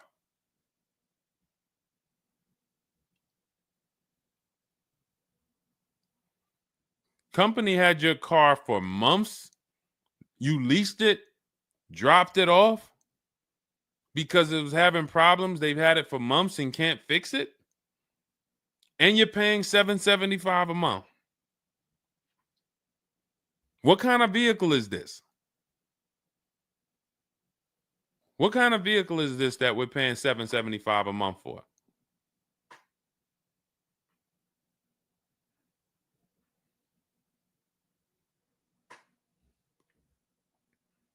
I just want to give you some time to type. I mean, I like to try to give you, I like to try to give you a like, what would I do in this situation? And then you have to realize that you can never put yourself in this situation again. Pacifica, a Chrysler Pacifica. It's just getting worse and worse. $775. Do you know what you could be driving for $775? See, the used car leases. Why the used car leases? They don't even make financial. It's not even like a huge financial win. If you'd have told me I'm driving a Chrysler Pacifica and it's $300 a month, $250 a month, then I'd said, okay, well, maybe they're giving you a stupid deal. But I could show you 5 cars for $775 a month that are $80,000 and $90,000 cars, brand new cars. I'm sorry, for $775 a month, I can show you $775, $60,000 cars, $55,000 to $65,000 cars, no money down. I also traded in a Buick and they gave me $2,000 for that. Listen, dear. All right. They want to keep you in the car. God, how can you get out of this car? Oh man. And just so you know, some situations you can't get out of. So it's not like there's always a way out. There are some situations. That's why the reason why I want you to have my book, 7 Steps, Cars from Home, 5-star rated, Google it. The reason why is because you're not going to, once you sign that paperwork, it's not as easy as you've been taught to just get out of it. If it's a bad deal, if it's an overpayment, you go switch your car, it doesn't mean you got out of that deal. You just got out of that car. You rolled over the negative equity to this deal. Car deals are like, once you sign them, the damage is done. And then it's about, all right, what's the best way to get out where I lose the least amount of money on this deal? But I'm going to lose. Negative equity, it's going to be there. So it's much better to arm yourself beforehand than to say, all right, I'm in this situation now. How do I get out of it? Because some situations can't be gotten out of. People used to walk into the dealership, they got 15,000 of negative equity. Oh man, you can't get me in nothing. Can't get you in nothing. Well, when I put you at this car, you see this car, you like it, right? Yeah, man, I like that. All right, I got you the $450 a month on that car. That's a good payment. Absolutely, man. Come on, I'll take that right now. Okay, now let's bring your $14,000 of negative equity over. Yet $450 a month. That goes up to now $700 a month.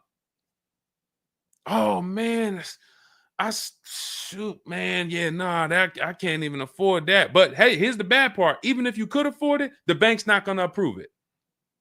So it doesn't matter if you could afford it because the bank's not going to approve it.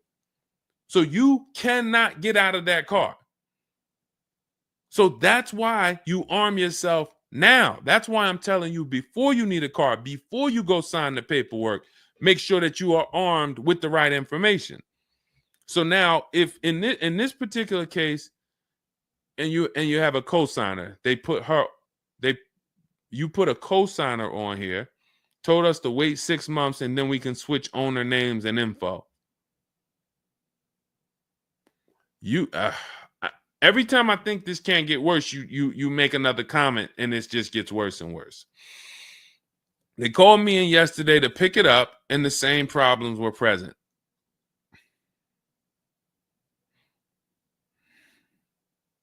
Good Lord. I'm almost stumped. Okay. All right. All right. You need to find out how many miles are on this car? How many miles are on this car? This is not a good situation. So that's why it's harder. And what I'm about to tell you, it might not even work. You may just be stuck in it. I'm trying to see if we can slice it any way possible to give you some form of solution. But if they keep giving you the car back, same issues, 60,000 miles on the car. Okay, so what I would do is you call and get the payoff. It's gonna be low. I mean, it's gonna be high. Call and get the payoff because your payment $775. I'm trying to see if you can sell your way out of it.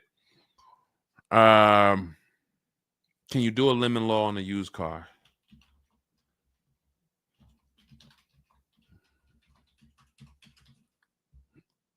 Let's see. Yes, some states have lemon laws that cover used cars, but the specifics vary by state. What state are you in? If they can't fix the same issue, but it's an aftermarket warranty.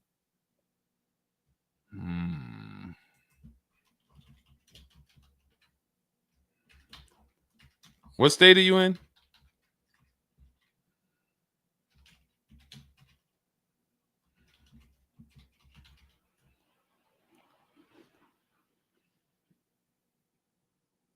Maryland. Let me see. On a used car, Maryland. In Maryland, the lemon law primarily focuses on new cars or lease cars.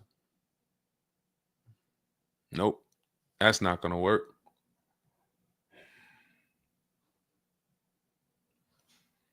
Jeez. I'm gonna be real with you. You could shoot me an email. I don't know if you can get out of this. You know, a contract is binding. You signed a contract. And let me tell you this. I don't know if you can get out of this without losing. You could just stop paying the car, have a repo on your credit. A lot of people will do that. I'm going to drop this car off, take your car back, voluntary repo, credits tore up. Not a good solution. It's going to cripple you from moving forward with cars. It's going to make it hard for you to get your next car. And then when you get a car, it's going to make that deal is going to be bad. Geez, how long is the lease?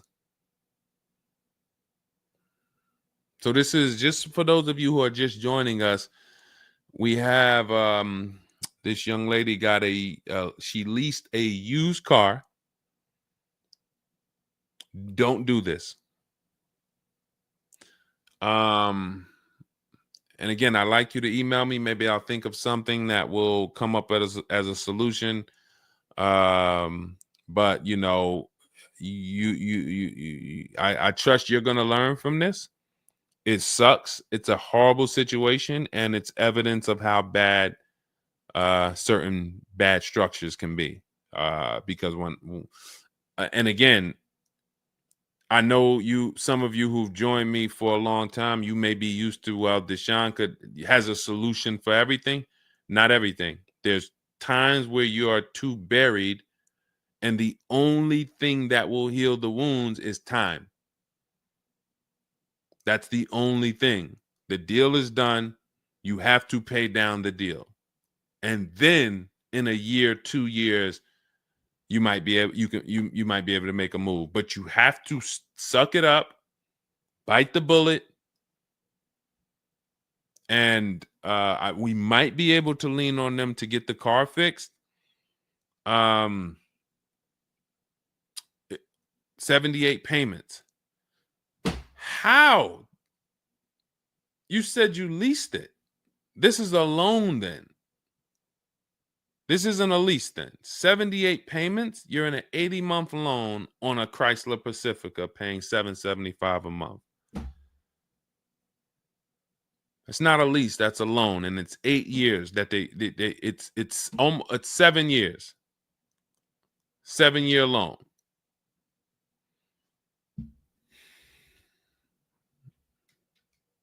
I mean, this is why I do what I do. You know, like, I don't want you thinking, okay, maybe you don't sign, maybe you don't make a mistake that is this serious, but this is cars. When I'm breaking down these big numbers and I'm throwing out these big numbers, oh, this is a $4,000 mistake. Oh, if you don't do this, yep, you're looking at about $4,000 or $5,000 you're gonna leave on the table. You take a loan that's too long, yep, you're gonna overpay by probably about $4,000 or $5,000. That might sound like nothing to you, but how I'm telling you based on me being in dealerships and seeing situations where I'm like, you made a lot of mistakes. You combined all the mistakes and you made them. So I'm just Jesus. So you're in an 80-month loan, not a lease, and you have $775 a month to pay. You are. So that means that loan, just to give you an idea of how much you've paid, you've been charged for this car. It's $775 a month times 80 is $62,000. So we're paying $62,000 over 8 years, over almost 8 years, or almost 7 years. Wait, 80 months, not 84. So yeah, almost 7 years for a Chrysler Pacifica. So we can't trade out of it. We can't sell our way out of it. That car is probably worth $20,000 at best. 2021 Chrysler Pacifica, 60,000 miles on it. That car is probably worth $20,000. But they charge you're gonna end up paying $60,000 for it. Jesus.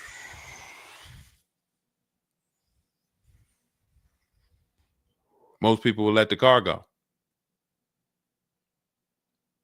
Most people will let the car go. I don't. If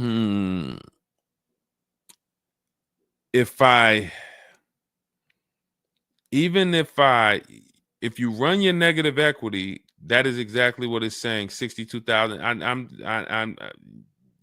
It's exactly what it's saying. $62,400 to be exact, including the $2,000 down payment.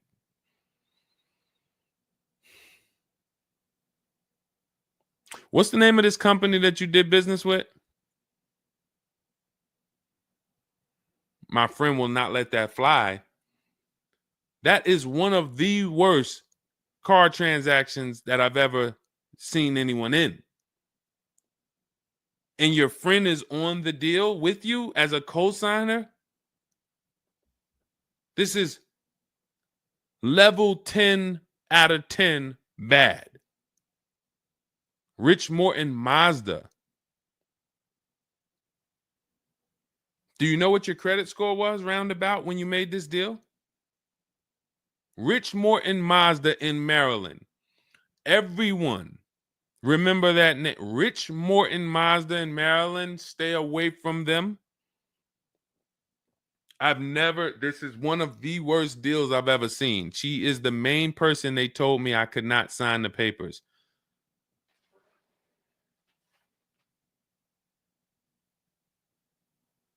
Oh. We wouldn't be friends anymore.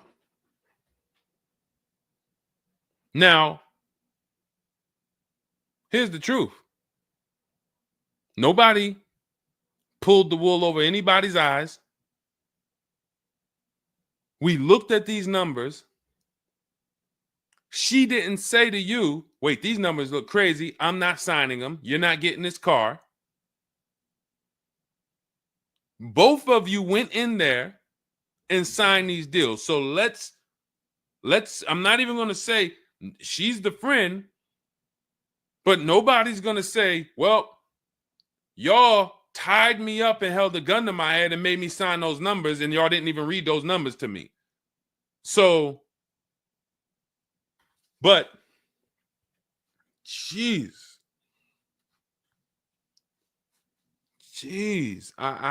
this, you're buried. You are buried in this car. The only way, and what's crazy is, even if you voluntarily let it go, you ruin your friend's credit.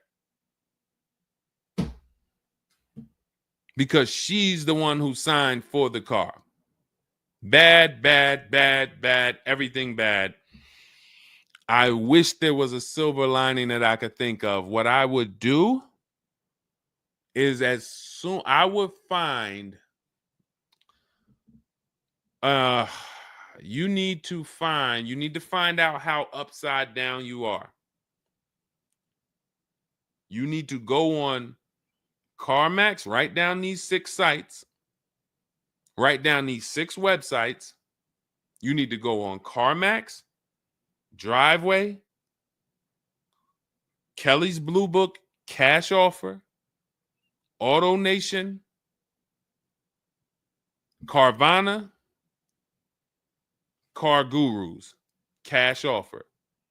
And you need to see what that car is worth. Let's say they say the highest offer is $25,000. $25,000.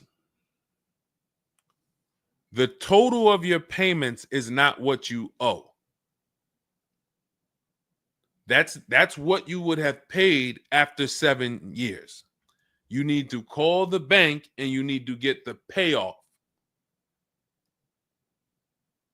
That is what you do tomorrow morning. You go on those websites tonight or today. You find out what this Chrysler Pacifica is worth. And then you call the bank tomorrow or the next or whenever, and you get the payoff. And you need to know what that gap is. If that gap is $25,000, then I am trying to get out of that car, and it might not be this year. It might not be this year, but I need to right now. I would go into an electric car lease where I could get, like, there are certain electric cars, and if I was shopping them, I would choose a bunch of them that were 50. I mean, I got a couple people who've gotten Like Val, she just got her electric vehicle. Some of these electric vehicles people are saving. This is a 1.16, but even going back to Zafrina's first deal, she got an electric car and she probably got like close to 17 grand off the car. Milligan, I always use Milligan because she got one of the biggest discounts ever using what we use. It's an electric car, but she got, where's Milligan? I got to label these better, Dolan. Remind me I got to label these better because I cannot just cycle through these. Sean got 20 grand off. The reason why you need a car that when you shop your deals, you need like $30,000 off the price of the car. And because right now you're paying a high payment and the car is worth nowhere near what you're paying. So as you pay $775 every month, you're paying it towards an asset that is worth nowhere near what you're paying. You also need to find out if you have gap insurance. So I'm going to give you those 2 homework assignments. And then the next time we're live, you jump on the show and you tell us what you did. Those 2 homework. Find out if you have gap insurance. And then you need to get your payoff and go on those websites and get the cash offers and find out what the gap is. Because if the gap is $25,000, then what I'm doing is I'm shopping. If you listen, you get, if before I tell you to get the book so that you can shop a bunch of different electric cars from home, you need to get $25,000 off the price of some electric car. While they still got the rebate, while they still got the incentives, those incentives are going to go away. When do the electric car incentives go away? Let's see. Hold on.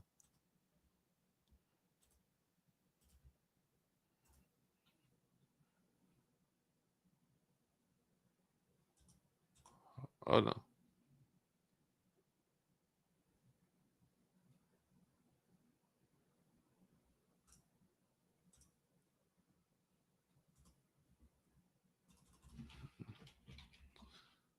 When do EV incentives? I'm going to tell you, you're probably going to see, we're not talking about tax credits. You're probably going to see huge electric vehicle incentives for the extended future because they're still building them and not many people want them right now. So you need to get like $25,000 off the price of some car or more. Like I said, with Milligan, she got she got almost 27,000 off. And then you would roll that over into a new car and you would lease it. And your payment's going to be high, but you're going to be in a good car. So if you lease a car and you end up with after you knock off that 25, 30, $30,000, and I would be just shopping multiple electric vehicle leases using our system. Again, at this point, you're either going to listen to me or you're not. So, I mean, I'm just going to assume you are. And you would just run multiple electric cars through our 25-to-5 system and see, all right, how much could I get off that one? Oh, they're saving me 15 grand. Nah, that's not enough. All right, let me go pick this Kia SUV. All right, how much can I get off that? Oh, 17 grand. Nope, nah, that's not enough. Oh, let me pick this one. Oh, they're giving me 22 off. All right, that's better. Let me see if I switch this car over to that, how much they would give me. And you're trying to get out of that car, but you cannot bring all of that negative equity over unless you already knock down this new car by $20,000 or $25,000 because the bank is not going to approve it. So you need something that you can save that kind of money off of and then come over to a lease and then, all right, forget about lowering your payment right now. You could lower your payment right now. You need to get out of that car into a better car for the same payment or similar payment. You're not lowering your payment. Only way you're going to lower your payment is to get rid of the car, ruin your friend's credit. But once you do that exercise, let me know where the gap is. Next time you see me live, jump on. Hey, Deshone, I did it. The gap is like $22,000, or the gap is $30,000. If the gap's 30, then we got to see what we do there. But the long-term plan is I need to get out of this and I need to get into an electric vehicle that I can lease for 3 years so that I can bury all that negative equity into this car. And what it's going to be is it'll be like, all right, I'll knock 25 grand off the price. Normally my payment would be stupid low, like $250 a month, because I just knocked 25 grand off this. But I'm actually just putting the 25 grand from this Pacifica back on there. So it's still going to be around 700-800, but I'm driving a brand new car. And then once my 3-year lease is up, I can actually be done with this versus being in this for 78 more months. All right. So next time I'm live, jump on and, tell me you did the homework and we can see if we can actually, try to get you to some form or fashion of some type of end. Yeah, I'm not a fan of the electric car. Can't help you. Can't help you. I appreciate you being on here, but you should have not been a fan of this. How are we in a 2020? This is the part where we have to realize you have your friend tied to this car. And I'm telling you what you may be able to do to get her out of this situation and get out of this Chrysler Pacifica. That is a car that is worth $20,000 that you have a loan on of $55,000+. And you're like, I don't like this electric car. I'm not a fan of it. I'm telling you, there's tons of them out there. We should not even have our friend on this deal. So be a quality friend. Don't be like the people who will come into the dealership, put their friend on the credit, on the credit. Hey, can you sign for me? I had one girl that would come in and she had her mom on one car, burned her mom, and they had somebody else from the church coming in here to sign for her to get another car because she burned her mother's credit. Didn't care about nobody. Do not be that person. You have someone tied. Your friend was nice enough to be on this horrible, terrible deal with you. Now you need to do something to show her you are trying to get her out of this deal, regardless of how you feel about the car, because you should be feeling terrible about the Chrysler Pacifica that you're in that we have an 80-month loan on. She is the one who put us in this situation and we are trying to go the best route. So how are you in the deal? Does the lease go from the day you got it to the anniversary day? It goes usually 3 years. How are you in the deal? When you're saying your friend is the one that put you in the situation,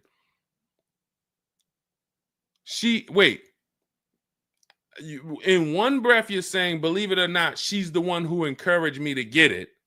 And then in another breath, you're saying she's the one who put me in the deal, who put us in this situation.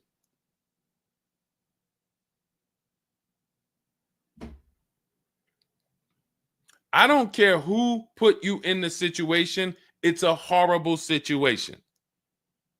So if you want, that is the only solution, and it may not even work. So let me just be clear. Lots of people on the show, they seem to be very interested in your story. This is a very interesting story. There's not many times I had to jump on this show and hear something where I'm like, you're probably not going to end up with another car. You're probably going to be stuck in that car for at least 3 years, paying down the balance because you owe too much on it. And maybe you can lean on them to fix it, but there's no lemon law, so it's not like you can actually put it through a lemon law. So you might just be giving it back to them to fix, giving it back to them to fix. But you're in the loaner and your friend's on the paperwork. So that tells me the car was for you. It wasn't for your friend. So your friend signed for the car knowingly, may have encouraged you to get the car. Yeah, girl, I'll do it. Listen, I want to see you win. Look, maybe didn't know what she was signing, didn't understand. All right, you're $775 a month. Can you afford that? Okay, yeah, I could afford that. Okay, perfect. All right, I'm going to sign for it. Didn't realize maybe it was for 7 years. and didn't realize that, oh, shoot, you're going to be paying 60 grand for this car, and didn't know, oh, this car is going to be in the shop, but it's your car because you're the one in the loaner. It's not her car. She's not in a loaner. So there's only one potential solution where you could even think about getting out of this car, because no one can get you out of a car that you're $30,000 buried in. There's no bank. You could have a 900 credit score, never missed a payment in your life. No bank is going to approve taking $30,000 from this Chrysler and putting it onto whatever new car you decide you want. You need to get a huge discount off of some car. There's no car that's going to give you 30,000 off or 25,000 off except an electric vehicle. So if I'm telling you something that may not even work, but it's your only route, that's all you got. You want to come up with something else, repo the car, ruin your friend's credit, I got nothing to do with that. My only job is to try to provide and advise a solution to when people tell me, this is my situation, this is my goal. Normally people have 2 or 3 options. You have half an option. Like, you ever play spades? 1 and a possible, 3 and a possible. You have none and a possible. The possible might not walk. But I'm telling you, do this exercise, and then we can see if that possible will walk. If it doesn't, you got no books. You stay in the car, and that's your only option. It's a bad situation. One of the worst I've ever seen. And I'm not saying that to beat you up. I'm saying that so you realize the severity of the transaction. So if I have to bite this bullet and I got to pay this car for the next 2 years, 3 years, it's because I'm in a bad situation. And then when I pay down this car, maybe I can make a different move in 2 years. And then I'll be much wiser before I make my moves, so that I never end up in this situation again. Okay? So for everybody who joined, this was great. Again, my goal is to keep you from ever making mistakes. Every mistake you make on a car transaction costs you thousands of dollars. There is no the least expensive mistake you could make is getting gap insurance when you didn't need it. Getting gap insurance when you didn't need it, you just paid probably $400 or $500. You didn't need it. All right, you lost $400 or $500. That's the least expensive mistake you can make on a car. Everything else is thousands of dollars, $2,000 mistakes, $5,000 mistakes, and more. So you can avoid every mistake by having a step-by-step checklist. If it's in Deshone's book, I do it. If it's not in his digital book, I don't do it. So there's no way I'm going to make a mistake. That's okay, TJ girl. We'll be back tomorrow. If I'm giving you a checklist, check, do this, check, check. You're doing everything I say do. There's no room for a mistake. You're not following an almanac. You're following a checklist. That's why my book is called Cars from Home, 7 Steps to Saving Time, Money, and Avoiding Dealerships. Step 1 through 7, check them off. You do car transactions mistake-free. You don't miss any money with your financing. You don't buy bad cars. You don't do anything that you're like, oh, was this good? No, it's a checklist. So normally it's $97. It's a digital book. So you can have it in your inbox in about 5 minutes, and you'll get it for 75% off as part of our welcome offer in my TikTok bio, Instagram bio, Facebook comments, or the YouTube comments. There's a link there. Just get there before that 2-hour countdown expires. Once it expires, it goes back up to $97, which is still worth every penny. You spend $700 on a home inspection. Why do you spend $700 on a home inspection when you might not even buy the home?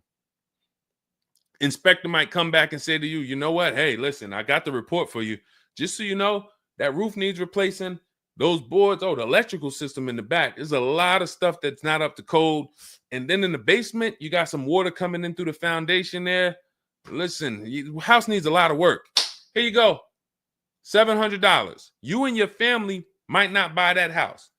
Do you say to yourself, man, I wasted that $700, man, we could have kept our $700? No. You say to yourself, man, I'm glad we got that home inspection, man. We would have been in trouble. So this is how we approach cars. This is how people who I show you throughout the stream approach cars when they're working with cars from home. They're like, I want to make sure that if I can spend $24 and get Deshone's book, and that is my form of a home inspection, that's me guaranteeing I don't make a bad move, then I'm going to go spend that. And if I miss the $24 price and it's $97, then I'm going to go spend that to make sure I don't go out here and make a $5,000 bad decision. That's what we hold ourselves to. Thank you, Stephen Nash. Good to see you. So go grab your copy before the countdown expires. Get it for $24 instead of $97. It's in my TikTok bio, Instagram bio, YouTube comments, or the Facebook comments. And then use that step-by-step. New cars. Everything is in there for you to shop empowered, mistake-free, for you to be the prize. You deserve to be the prize. There is nothing else that you would spend $10,000 or $50,000 on, or some of you are going to get a $100,000 car. There's nothing else that you would go in spending that money on, and you wouldn't feel like you're the prize. You wouldn't go into the mall to spend $40,000 and say, y'all better get the velvet ropes. If you went into the mall to make a $40,000 decision, you'd be, hey, close this store down. I'm about to spend $40,000. You'd be bringing champagne out. All right, close the velvet ropes. Where's the velvet ropes? Everybody stay outside. This person's about to spend $40,000. But a $40,000 car, you go in and you'll take the mistreatment. You'll leave buyer's remorse.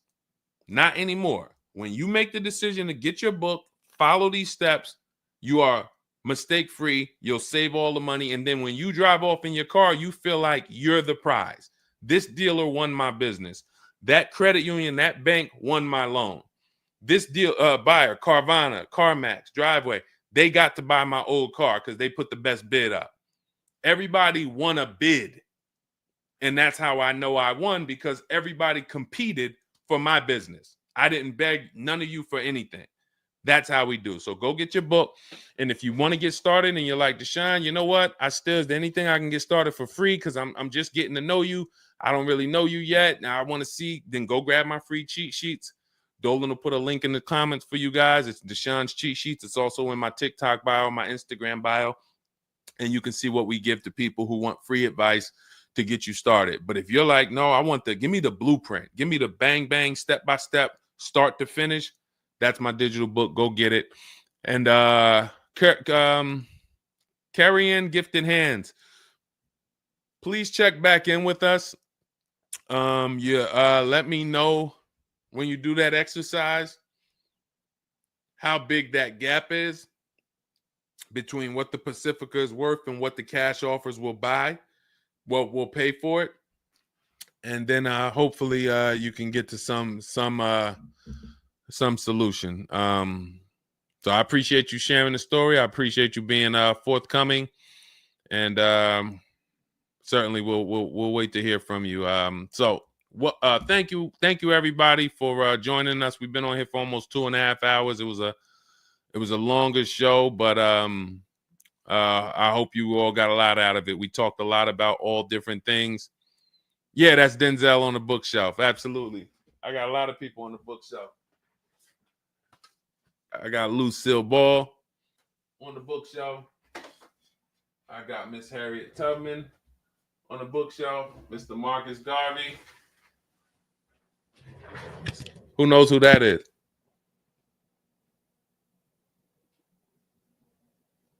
That's the great one.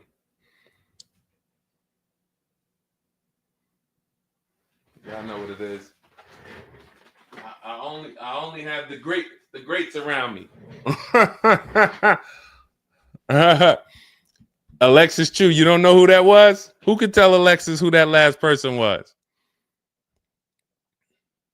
Man, you better get up on the honeymooners.